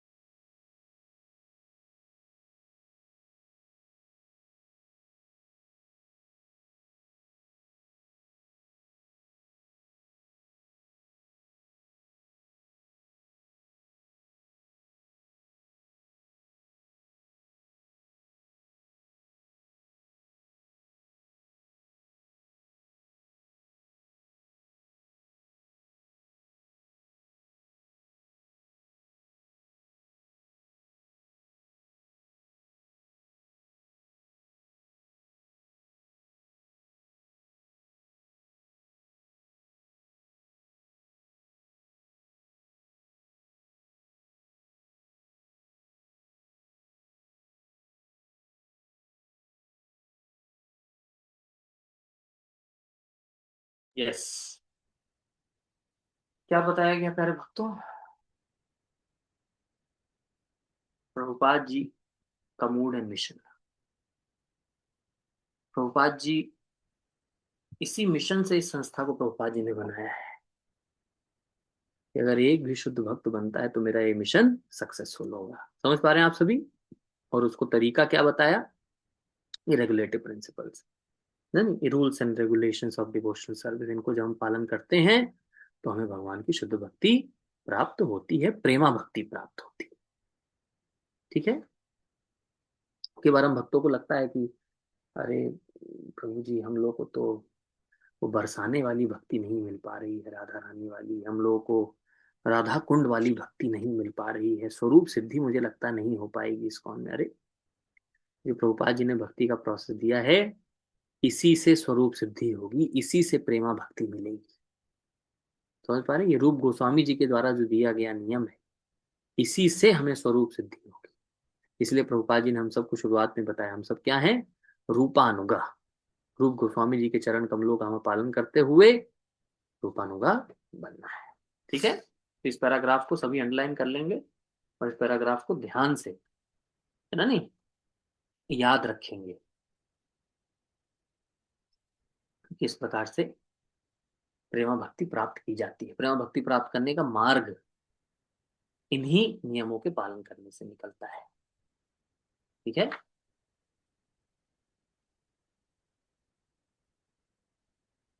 चलिए, अब नेक्स्ट क्या दिया गया है? शुद्ध भक्तों का संग, है ना? शुद्ध भक्तों के संग के द्वारा कृष्ण की कृपा को आकर्षित करते हैं। ठीक है? शुद्ध भक्तों की कृपा पढ़ेंगे। इसका टर्न है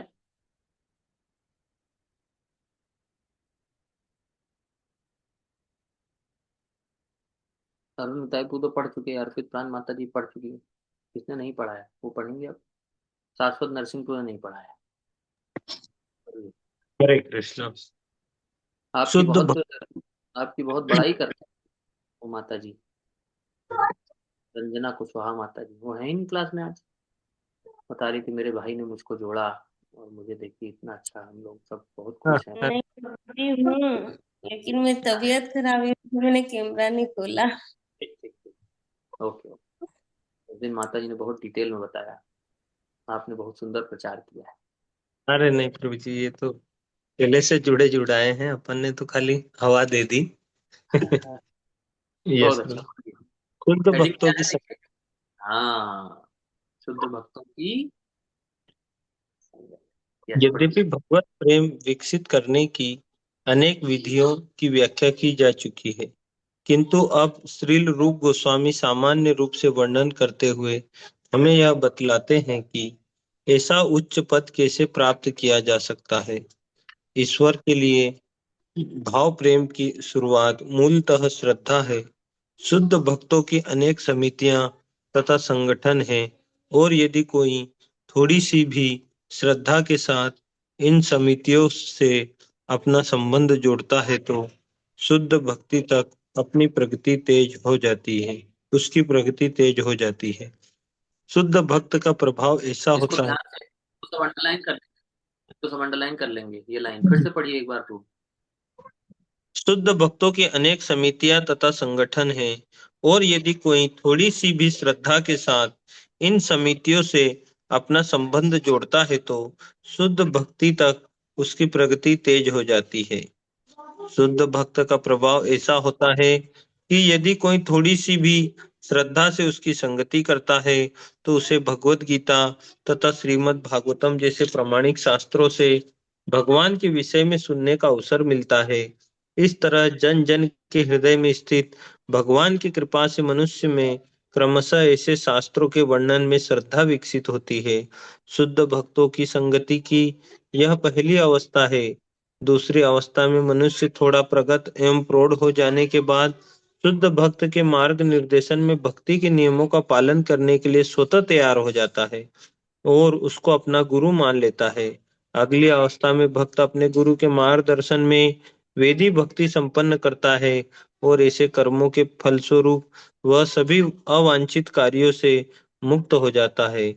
इस प्रकार अवांछित कार्यों से मुक्त होने पर उसकी श्रद्धा स्थायी रूप से स्थिर हो जाती है, उसमें भक्ति के लिए दिव्य रुचि विकसित हो जाती है, फिर अनुरक्ति, तब भाव और अंततः शुद्ध भगवत प्रेम विकसित होता है।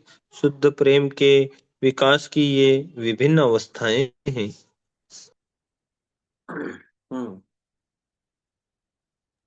आगे पढ़ना है प्रभु जी। पढ़ लीजिए। केवल अति भाग्यशाली व्यक्ति के जीवन में ऐसी सफलता प्राप्त हो पाती है। जो लोग वैदिक शास्त्रों के कोरे सिद्धांतिक ज्ञाता हैं वे इस विकास को नहीं समझ पाते। इसलिए नारद पंचरात्र में शिव जी पार्वती से कहते हैं, हे महादेवी, तुम मुझसे यह जान लो कि जो कोई व्यक्ति भगवान के प्रेम के भाव को विकसित कर लेता है और फिर इस प्रेम के वशीभूत होकर दिव्य आनंद में निरंतर मग्न रहता है, वह शरीर या मन से प्राप्त होने वाले भौतिक दुख या सुख की अनुभूति नहीं कर पाता। स्नेह तथा प्रेम व्यापार प्रेम रूपी आद्य वृक्ष की विभिन्न शाखाएं हैं, जो नाना प्रकार के स्नेह प्रकट्यों के पूर्व आती है और उनकी व्याख्या यहाँ नहीं की जाएगी। इसका वर्णन श्री सनातन गोस्वामी ने अपनी पुस्तक भागवतामृत में किया है। यद्यपि ऐसे स्नेह तथा प्रेम व्यापार का विषय अत्यंत गुह्य है, किंतु श्री सनातन गोस्वामी ने इसका खुलकर वर्णन किया है। इस तरह श्री रूप गोस्वामी भक्ति रसामृत सिंधु के भाग का समापन अपनी कृति को दिव्य सौंदर्य के प्रतिष्ठापक श्री सनातन गोस्वामी तथा गोपाल भट्ट गोस्वामी, श्री रघुनाथ भट्ट गोस्वामी एवं रघुनाथ दास गोस्वामी को अपने उनके दिव्य आनंद हेतु समर्पित करके करते हैं।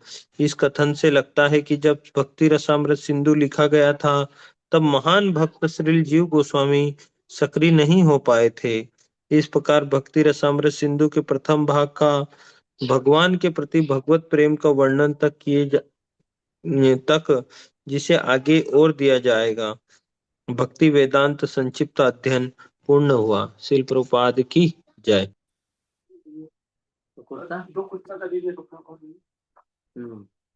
तो इसलिए यहाँ पर भक्ति रसामृत सिंधु समाप्त होती है। हरि बोल। एक सेकंड रुकिए, हमारा कुर्ता सिलने वाले टेलर प्रभु आए, उनको टेलर को हम अपना कुर्ता दे देते हैं सिलने के लिए। ये लो, इसको नाप लो। अभी 14.4 बज रहा है। 14.4 की दो धोती कुर्ता निकल गया है जो पहले था, और 2 कुर्ता दे चुका है। 14.4 बज रहा है, तभी इसमें आपको उतरी हर सेट के साथ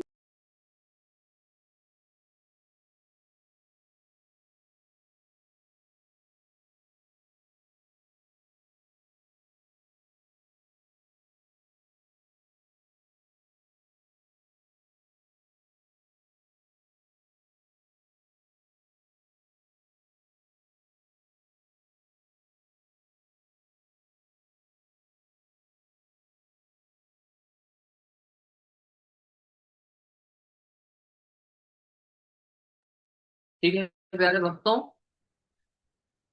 भक्ति रसामृत सिंधु में आप सभी ने गोते लगाए। आशा करते हैं आप सबको नए नए रस मिले होंगे, नए नए, है ना। नहीं, जैसे समुद्र में जितनी हम गहराई में जाते हैं तो हमको क्या मिलता है, अंदर मणियां मिलती हैं, ज्वेल्स मिलते हैं, ऊपर ऊपर तो उतना नहीं मिलता है। जैसे हम अंदर गहराई में जाते जाते हैं, तो अभी तो हम पूरी गहराई में नहीं गए, अभी केवल 19 अध्याय तक किया है। यहाँ 20वें अध्याय से शुरू होता है और रस, है नहीं। तो इसको हम भक्ति शास्त्री में नहीं पूरा करते हैं। भक्ति शास्त्री में 19 अध्याय तक ही है, तो आप लोग अपने समय में उसको पढ़ सकते हैं, है ना। नहीं, पढ़ना चाहिए भक्तों को, मेरे हिसाब से तो पढ़ना चाहिए। पढ़ सकते हैं आप लोग आगे, और जब गहरे जाएंगे तो और आपको अरे वाह, ये भी बताया कि अरे वाह, ये भी आनंद है, ये भी दिव्य आनंद है। समझ पा रहे हैं। आशा करते हैं आप लोग की ये जो यात्रा है भक्ति रसामृत सिंधु की बहुत अच्छी लग रही होगी, और मुझे भी बहुत अच्छा लगा आप सब भक्तों के साथ चर्चा करके, इतना सुंदर वर्णन करके। बहुत बहुत धन्यवाद सभी भक्तों का। कोई प्रश्न, कोई समीक्षा, कोई डाउट, कोई पूछना चाहते हैं? श्री रूप गोस्वामी जी की कृपा से हमने भक्ति रसामृत सिंधु ग्रंथ समझने का प्रयास किया। ये रुक्मिणी ईश्वरी माता जी 2-3 सेशन से तो नहीं थी आप कहाँ थे? 4-5 सेशन मुझे तो नहीं दिखे पिछले 4-5 सेशन के। हरे कृष्ण प्रजी जी, जब सेशन चेंज हुआ था सोमवार को, तो मैं भूल गई थी, मुझे मंगल का ध्यान रहा था, तो मेरा सेशन निकल गया था। मैंने जब मैसेज देखा देर से, तो उस दिन निकल गया, वरना तो मैं हर सेशन में उपस्थित रहती हूँ। अच्छा, पूछिए। प्रभु जी, मुझे खुली पुस्तक में थोड़ा समझना है कि आप किसी भी क्वेश्चन पे क्या मुझे समझा सकते हैं कि हम किस तरह से शुरू से लेकर लास्ट तक हम अपने आप को, मतलब किस तरह से इसको वर्ड्स दे, मतलब जैसे प्रस्तावना देते हैं शुरू में। नहीं, इसका तो मैंने आप लोगों को बताया भी था ना, आप लोगों की भक्ति इसकी बुकलेट में हाँ ही वो प्रभु जी, हाँ उसमें जैसे इसमें भक्ति रसामृत सिंधु के हिसाब से थोड़ा सा आप अपने शब्दों में थोड़ा भी। नहीं, उसमें भगवत गीता भक्ति रसामृत सिंधु आप जो भी लिख रहे हैं उसमें इसी प्रकार से लिखना है। थोड़ा सा स्टार्टिंग प्रस्तावना लिख दीजिए, फिर बाकी बीच में जो है आपको जो भी लिखना है उसमें रेफरेंस जरूर देना है आपको, ठीक है। जो अपने शब्दों में लिख रहे हैं, लेकिन किस श्लोक के बेसिस पर लिख रहे हैं, या फिर कहाँ के बेसिस पर, प्रभुपाद जी के किस लाइन के बेसिस पर, किस श्लोक में से किस शब्द के बेसिस पर लिख रहे हैं, उसको लिखना जरूर है रेफरेंस इन्वर्टेड कॉमा में।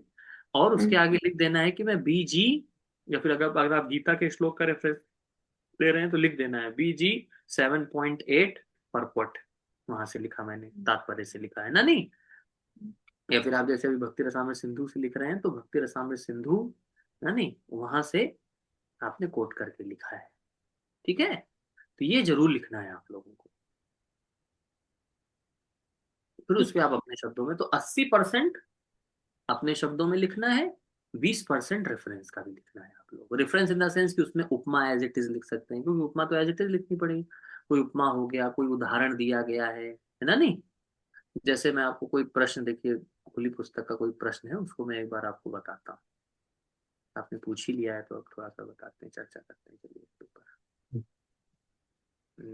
खुली पुस्तक का देखिए, जैसे पहला प्रश्न है, स्वरूप व तटस्थ लक्षण प्रभुपाद की टिप्पणियों उदाहरणों और विशिष्ट संस्कृत शब्दों की सहायता अपने शब्दों में शुद्ध भक्ति में सेवा की परिभाषा की व्याख्या कीजिए। तो स्वरूप लक्षण और तटस्थ लक्षण भक्ति की परिभाषा में हमने पढ़ा था ना। क्या है शुद्ध भक्ति? आनुकूल्येन कृष्ण अनुशीलनम, ये हो गया इसका स्वरूप, नहीं? और तटस्थ, ये देखिए परिभाषा तो वहां पर आपके बुकलेट में भी लिखी हुई है। अब इसको आप, ये तो एज इट इज टर्म्स ही लिखने हैं, नहीं? अब आप इसके जो है वो इंट्रोडक्शन में जाएंगे भक्ति रसामृत सिंधु के, उसको पढ़ेंगे, वहां से फिर अपने शब्दों में इसको देखें। कुछ कुछ जैसे वहां पर जो उदाहरण दिए गए उनको एज इट इज लिखना है। कृष्ण अनुशीलनम, अनुशीलनम शब्द का बताया गया, फिर अनुशीलनम का मतलब क्या, कृष्ण का मतलब क्या। कृष्ण का मतलब केवल कृष्ण नहीं, वहां पर देखिए लिखा गया था, हमने पढ़ा था ना, कृष्ण और कृष्ण से संबंधित वस्तुएं, तदीय मतलब उनके भक्त, ठीक है। तो उसको एज इट इज वहां से उठा करके लिए तो, और फिर उसके ऊपर अपने शब्दों में लिखना है। ठीक, समझ गए आप सभी? तो उत्तर प्रश्न ही क्या है, अपनी प्रभुपाद की टिप्पणी उदाहरण विशिष्ट संस्कृत शब्दों की सहायता से अपने शब्दों में उसको आपको परिभाषा की व्याख्या करनी है। ये समझ के ऊपर है ना। फिर देखिए ये समझ वाले हैं सारे, पहले 3 प्रश्न समझ वाले हैं, उसके बाद भी आई थिंक समझ वाले लिखा हुआ है क्या क्या आपको कैसे लिखना है, ठीक है। भाव और मिशन देखिए, प्रश्न नंबर 6 भक्ति रसामृत सिंधु अध्याय 6 के अनुसार सिद्धांत और व्यवहारिक उपयोग के मध्य अंतर की व्याख्या कीजिए। हमने चर्चा किया था ना, एक सिद्धांत तो होता है और एक सिद्धांत का विस्तार डिटेल होता है, व्यवहारिक, है ना नहीं?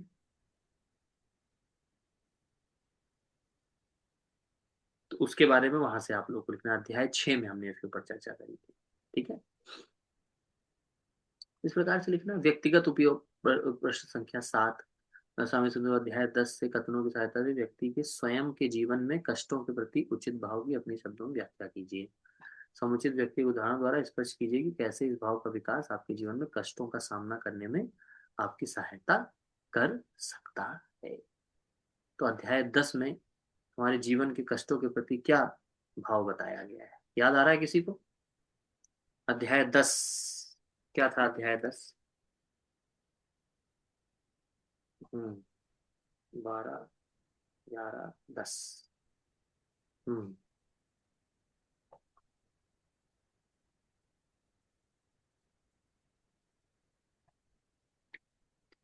दया भाग, ये जो हमने पढ़ा था यहाँ पर अध्याय 10 में देखिए, ये जो है ना, तत्तेनुकंपाम सुसुमीक्षमानो, इसी श्लोक को जो वहां पर चर्चा किया गया था, ठीक है। 10th canto 14 chapter verse number 8, जिसको वहां पर डिटेल में बताया गया, भगवान की कृपा की अभिलाष। तो एक भक्त कभी भी, a devotee who is not perfectly free from resultant action should therefore continue to act in Krishna consciousness seriously even though there may be so many impediments. भले ही उसके जीवन में कितनी भी कष्ट आ रहे हो, उसके पिछले जन्म के पाप कर्मों के कारण, पिछली एक्टिविटीज के कारण उसके जीवन में कितने भी कष्ट आ रहे हो, लेकिन एक भक्त क्या है, हाँ, भगवान की भक्ति को नहीं छोड़ता है। A devotee should not expect immediate relief from the reaction of his past misdeed. एक भक्त को ये मैं 10वें अध्याय से ही पढ़ रहा हूँ, देखिए, भगवान की कृपा की आकांक्षा करना है ना, नहीं देख रहे हैं दूसरी हेडिंग जो है उसमें से, तो वहां पर क्या लिखा हुआ है, साफ साफ लिखा हुआ है ना, देखिए दूसरे पैराग्राफ में, जो व्यक्ति अपने जो भक्त भगवान की भक्ति में लगा हुआ है। भागवतम के स्टेटमेंट से क्या हमें समझ में आ रहा है, जो भक्त भक्ति में लगा हुआ है वो कभी भी ये नहीं सोचता कि भैया तुरंत मुझे मेरे सारे कष्टों से छुटकारा मिल जाएगा। उसका एटीट्यूड कैसा होता है, उसका भाव कैसे होता है, जिसका व्यवहारिक जीवन में उपयोग बताइए। एक भक्त जो होता है भगवान की, अगर उसके जीवन में कष्ट आ रहे हैं तो क्या कहता है, ये मेरे प्रारब्ध हैं जो कट रहे हैं। भगवान की कृपा विशेष कृपा है कि जल्दी कट रहे हैं, भगवान की विशेष कृपा है कि क्या है, यहाँ इस स्थिति में मेरा एक्सीडेंट होने वाला था, चारों हाथ पैर टूटने वाले थे, लेकिन इतना ही एक्सीडेंट हुआ कि बस गिरा और थोड़ा सा कोहनी में खरोच लगी है, खून निकला है, जो कि 15-20 दिन 1 महीने में ठीक हो जाएगा। समझ पा रहे हैं, ये मेरे ही पास्ट कर्मों के कारण है। इस प्रकार से व्यवहारिक उदाहरण कुछ आप लोग को वहां पर प्रस्तुत करने होंगे, ये रेफरेंस देते हुए, ठीक है, और इस भाव का विकास आपके जीवन में कष्टों का सामना करने में आपकी सहायता कैसे करता है। ठीक है, जब हम इस भाव को विकसित करते हैं तो हम जीवन के कष्टों को क्या समझ पाते हैं। इसमें भगवत गीता का फिर रेफरेंस दे दीजिए। भगवत गीता का रेफरेंस आ सकता है कौन सा, जिस प्रकार से सर्दी गर्मी, ठीक है नहीं, कौन सा श्लोक है वो? वो हम्म, वो वाला श्लोक अगर आप पता लग गया है तो वहां से ढूंढ करके उसका रेफरेंस दे करके लिखना है। ठीक है, समझ गए? चलिए, बहुत बहुत धन्यवाद। थैंक यू जी। अरुण निताई को कुछ पूछना चाह रहे हैं? हरे कृष्ण प्रभु जी, ये ओपन बुक का ही क्वेश्चन नंबर 9 है प्रभु जी। 8 तक तो मैं पहुंच ही गया था शायद, हाँ 7 तक पहुंचा 7 तक तो प्रभु जी। हम्म, तो ये लिख रहा है, भक्ति दशामृत सिंधु अध्याय 15-16 की सहायता से इस्कॉन भक्तों द्वारा रागानुग भक्ति के अभ्यास के प्रति चित्त भाव की अपने शब्दों में चर्चा कीजिए। तो ये कैसे कर सकते हैं प्रभु जी, मूल्यांकन भाव और अभियान? प्रभुपाद जी का अभियान मिशन जो मैंने बताया, हम लोग प्रभुपाद जी के मिशन के ऊपर ही तो चर्चा करी, आज भी चर्चा करिए। प्रभुपाद जी के मिशन में हमें रागानुगा भक्ति के बारे में प्रभुपाद जी ने क्या बताया है, नियमों का पालन करने के लिए दिया है। जी प्रभु जी। तो ये पूरा अभियान ही इसीलिए है कि हम रागानुगा भक्ति तक ऊपर उठें। धीमे धीमे करते करते हमें उनके प्रति राग विकसित करना है। ठीक है, यही प्रभुपाद जी का मूड और मिशन है जो हमें अध्याय 15 और 16 से मिल रहा है।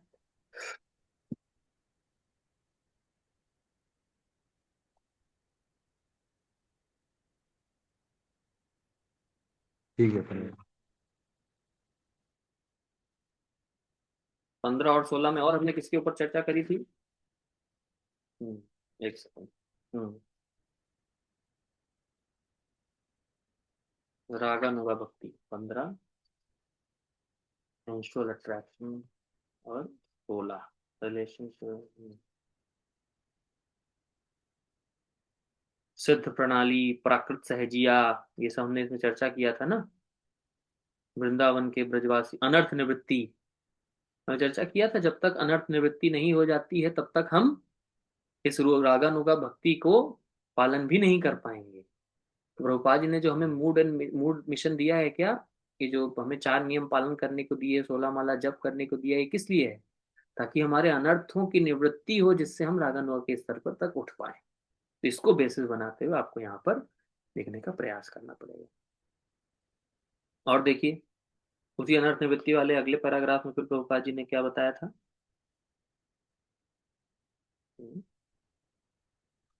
कि एक भक्त चाहे जितना पढ़ा लिखा बढ़ा चढ़ा हो जाए, उसको हमेशा एक नव दीक्षित भक्त की तरह, जब तक कोई शरीर में है ना, मैंने अंडरलाइन भी कराया था आप सभी को, जब तक इस शरीर में है तब तक उसको नियमों का पालन करते रहना चाहिए। याद आया आप सभी को? जहां मैंने सिद्ध प्रणाली के बारे में आप लोगों के साथ चर्चा, प्राकृत सहजिया सिद्ध प्रणाली, उसके जस्ट पहले वाला पैराग्राफ मिला कि नहीं मिला? अरुण निताई को बताइए, अंडरलाइन करवाया था मैंने एज इट इज। अध्याय संख्या 16 में चैप्टर 16 खोला? जी प्रभु जी खोलना है। हाँ, इसमें सिद्ध प्रणाली वाला कहीं उदाहरण आपको दिख रहा है? सिद्ध प्रणाली वाला मैंने अंडरलाइन कराया था, एक पेज छोड़ के, दूसरे पेज छोड़ के, तीसरे पेज पर।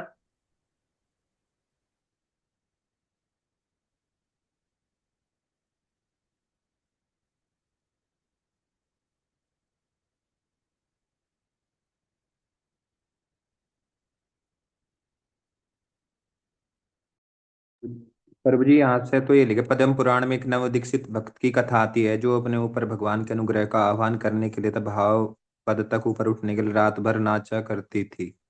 ये तो लिखा है प्रभु जी। प्रभु जी पहले पैराग्राफ में ही है इसमें,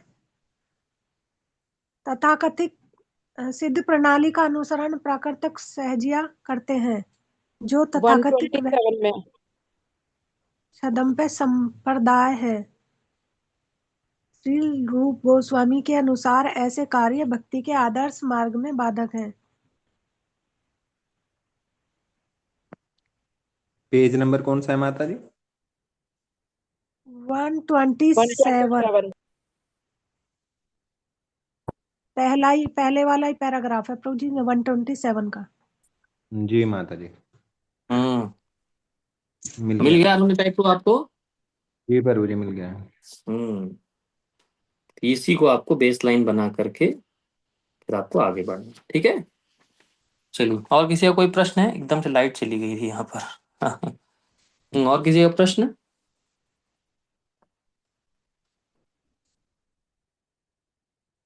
तो हम लोग यहीं तक करते हैं। बहुत बहुत धन्यवाद। तो ये रिजल्ट वगैरह first unit, second unit, third unit के कब तक आ जाएंगे? कुछ भक्तों को तो सीबीए का तो आपको वही देंगे। अच्छा अच्छा, हमारे प्रभु जी जो दूसरे वाले हैं, प्रभु जी। हाँ। और ओबीए के मैं कुछ कुछ भक्तों को भेज भी रहा हूँ। देखिए, कुछ भक्तों का मेल आया है। ईमेल किसको किसको मेल आया? मार्क्स आ गए? जी प्रभु जी, मेरे पास आया है। कुछ लोगों को रीराइट करने के लिए भी मैंने बोला है, भैया फिर से लिख के दीजिए। एक तो भक्तों को भेजा है मैंने रीराइट, फिर से लिखिए। सबका रिकॉर्ड है मेरे पास, सबको नंबर मेरे पास है। हमें भी नंबर दे दिए थे आपने, मेल पर आ गया था। हाँ देखिए, आ रहा है भक्तों के पास, ठीक है। ऐसे ही ठीक आएगा है। धीमे धीमे, जैसे जैसे समय मिल रहा है मैं चेक करता है। उस दिन मैं मुरादाबाद से जब आ रहा था ट्रेन में वापस, 4 घंटे का सफर था, पूरी ट्रेन में मैं पेपर चेक करते हुए आया हूँ। सबका एक एक करके पढ़ना होता है, एक एक करके पढ़ा सबका। पढ़ते पढ़ते एक एक लाइन पढ़ते हैं, क्या है क्या नहीं है ना, नहीं। फिर मार्क्स देते हैं आप लोगों को। चलिए, बहुत बहुत धन्यवाद। हरे दीदी कृष्ण प्रभु प्रकाश, जी, हाँ हाँ हाँ बताइए। अरे अरे, रह गया, हाँ। कोई रह गया। हाँ प्रभु जी, ये जो क्लोज बुक का क्वेश्चन नंबर 9 है, ज्ञान कर्मादि शब्द किस और संकेत कर रहा है, करता है? ये इसमें श्लोक में है प्रभु जी, समझ नहीं आ रहा है यहाँ से। इसमें ज्ञान कर्मादि अनभिलाषिता शून्यम ज्ञान कर्मादि अनावृतम, ये इस वाले श्लोक में समझ नहीं आ रहा। ज्ञान कर्मादि का मतलब क्या? क्या है? श्लोक का अनुवाद पढ़ा आपने? जी प्रभु जी। क्या लिखा है उसमें ज्ञान कर्म आदि के बारे में? भाई सभी प्रकार की भौतिक इच्छाओं, एकात्मवादी मायावादी दर्शन से प्राप्त ज्ञान और सकाम कर्म से पूर्णतः मुक्त होना। हाँ, बस यही लिखना है। तो सही तो पता है आपको बिल्कुल। ठीक है प्रभु जी। एक चीज और है प्रभु जी, फर्स्ट चैप्टर में जैसे हमारे 6 लक्षण हैं वो, तो उसमें जो 5th वाला है मोक्ष लघुता, और इस पे जब एक्सप्लेनेशन आता है चैप्टर में, तो ये सुख प्रदत्त, ये कृष्ण भावनामृत में सुख ये वाला आएगा। ये समझ नहीं आ रही है चीज इसमें। क्या नहीं समझ में आ रहा है उसमें? मतलब ये पॉइंट जो हेडिंग है वो मैच नहीं हो रही है। मोक्ष लघुता मुझे इसमें हेडिंग कहीं मिल ही नहीं रही है।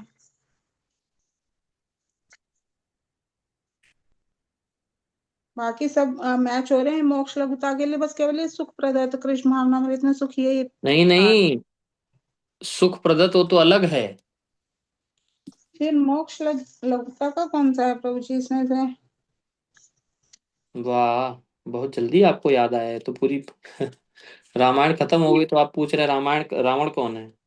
नहीं प्रभु जी, इसमें जो ये ओपन बुक वाले हैं ना, उसमें क्वेश्चन है ना, उसमें आ रहा है ये। अच्छा अच्छा। तो उसके रेफरेंस के लिए चाहिए था फिर। हम्म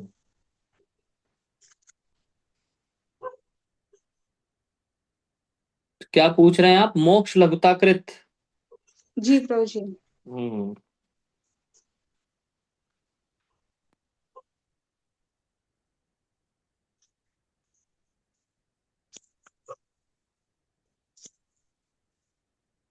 मोक्ष लघुताकृत किसको किसको मिला? आप में से किसी को मिला?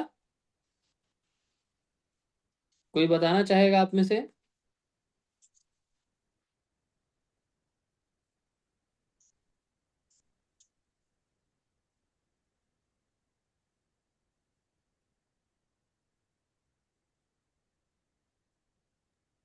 हरे कृष्णा सागर सुनाम। हम्म प्रभु जी, जहां तक मेरी बुद्धि काम कर रही है, पेज नंबर 14 पर है। मैं नहीं, जो आपको हमने पढ़ाया था ना, जड़ानंद, ब्रह्मानंद, जी प्रभु जी। भक्तानंद, याद आया? जी प्रभु जी। हाँ, वो है जो मोक्ष, मतलब एक उत्तम भक्ति का लक्षण ये होता है कि मोक्ष भी जो है वो लघु लगने लगता है। ठीक है, मोक्ष भी जो है वो मोक्ष की कामना नहीं रखता है एक भक्त जो उत्तम भक्ति की प्रैक्टिस कर रहा है। ठीक है, उत्तम भक्ति का लक्ष्य ना जड़ानंद ना ब्रह्मानंद, जो कि मोक्ष में मिलता है। मोक्ष में मिलता है ब्रह्मानंद, ठीक है, और इस ठीक है। भौतिक जगत में मिलता है जड़ानंद। तो हाँ भक्त को कौन सा आनंद चाहिए होता है? भक्तानंद। तो उसकी परिभाषा वहां पर बताई गई है। ठीक है, उसको मोक्ष से मिलने वाला आनंद वो बहुत लघु लगता है, इसलिए वहां पर वो हैप्पीनेस या खुशी या फिर आनंद का वहां पर वर्णन किया गया है। ठीक है माता जी? ठीक है प्रभु जी। हाँ। एक क्वेश्चन और है, 46 क्वेश्चन है, रागा शब्द का अर्थ क्या है? हम्म तो रागा शब्द का क्या अर्थ है, बताइए, आप बताइए। हम प्रभु लोगों जी, ने मैं तो पूरा चैप्टर देख लिया, मुझे मिला ही नहीं है। और ये रागात्मिका भक्ति और रागुना भक्ति तो एक ही है। आपने हाँ, कल बताई थी ये चीज, तो रागा यस। शब्द का इसमें क्या मीनिंग रहेगा? तो देखिए, इसलिए 47 नंबर श्लोक में लिखा है ना, रागा नुगा भक्ति व रागा नुगा भक्ति को रागा परिभाषित कीजिए, मतलब दोनों एक ही है। जी प्रभु जी।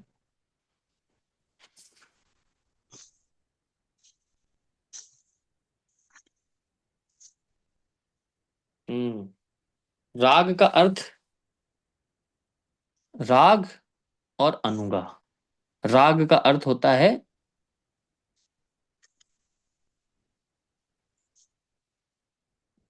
हम्म आपको पहले दूसरे पैराग्राफ में कहीं नहीं मिला पढ़ने में? रागा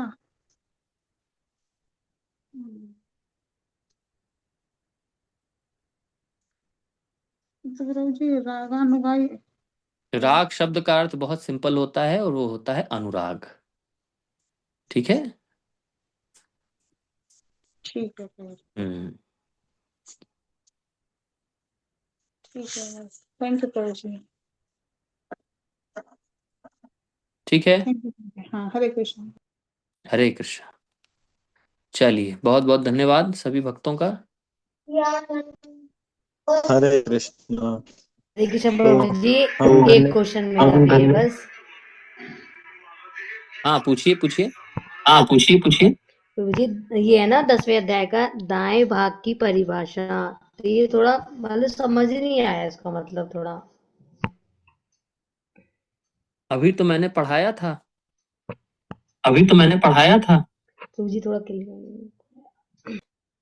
अरुण निताई प्रभु आपको बताएंगे। अरुण निताई नहीं, वो जो माता जी पूछे थी ना, रुक्मिणी ईश्वरी माता जी, आपको एग्जैक्ट वो जगह से मैंने पढ़ाया था ना, भागवतम का 10वें स्कंद का वो जो श्लोक है, दया सदाय भाक, दाय भाक शब्द वहां पर उपयोग हुआ है। ठीक है, अध्याय 10। अध्याय 10। खोलिए आप अध्याय 10। अभी तो मैंने पढ़ाया था, मिला था रुक्मिणी ईश्वरी माता जी, आपको मिला था? रुक्मिणी ईश्वरी माता जी पूछा था, किसने पूछा था मेरे से? का 14वें अध्याय का 8वां श्लोक। हाँ, 10, 14, 8। तो उसका देखिए, दाय भाग रिफर्स टू अ सन्स। दाया भाग देखिए, साफ साफ दाया भाग तो शब्द लिखा हुआ है वहां पर माता जी। अब उसमें क्या, आपको उसमें भी कुछ कंफ्यूजन है? पेज पेज नंबर नहीं, पेज मिला कि नहीं मिला आपको? मिला आपको? प्रभु जी मैं देख ही रही हूँ जीरो। हाँ, तो देख हाँ, तो लीजिए देख आराम से। लीजिए, आराम से देख लीजिए। जी प्रभु जी, बताइए, जब मिल बताइए, जाए जब तब मिल जाए बताइए। तब बताइए। 10वें अध्याय का ये ध्यान नहीं है, ध्यान हम्म प्रभु जी मेरे को वो नहीं दिखाई दिया, मैंने वो चैप्टर लेके खोल दिया है वाला 10वां। 10वां अध्याय 10वां खोला अध्याय आपने? खोला आपने? जी जी जी एक पेज एक पूरा। पेज पूरा। जी। पहली हेडिंग पहली कौन सी दी हेडिंग थी? कौन सी दी थी?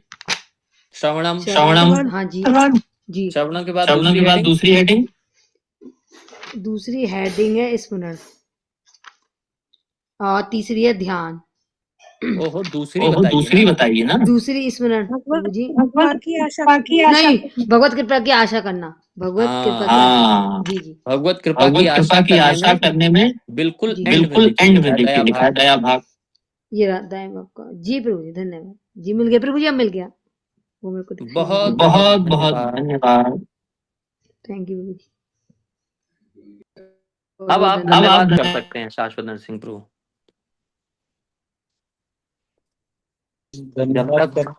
जब तक भक्त पूरे संतुष्ट ना हो जाएं तब तक धन्यवाद नहीं होना चाहिए। आप सभी भक्तों का भी, और विशेष रूप से श्रीमान अरविंद दक्ष माधव प्रभु जी का, जिन्होंने हमें पूरी तल्लीनता से बहुत ही स्पष्टीकरण के साथ में पूरे 20 अध्यायों का अध्ययन करवाया। एक बार हरे कृष्ण महामंत्र के द्वारा धन्यवाद करेंगे। हरे कृष्ण कृष्ण कृष्ण हरे हरे, हरे राम हरे हरे। मुझसे कोई भी त्रुटि हो तो मुझे क्षमा करिएगा, और कुछ अच्छा लगा हो तो भगवान से प्रार्थना करिएगा मेरे लिए कि मैं ऐसे ही भगवान की भक्ति में, सेवा में लगा रहा हूँ। बहुत बहुत धन्यवाद। हरे कृष्ण। आप हमारे गुणों को क्षमा करिएगा, जो भी हमने आपके प्रति हो गया, कर दिया। ठीक है। कर दी। Thank you. बहुत परेशान किया है प्रभु जी आपको क्वेश्चन पूछ पूछ के।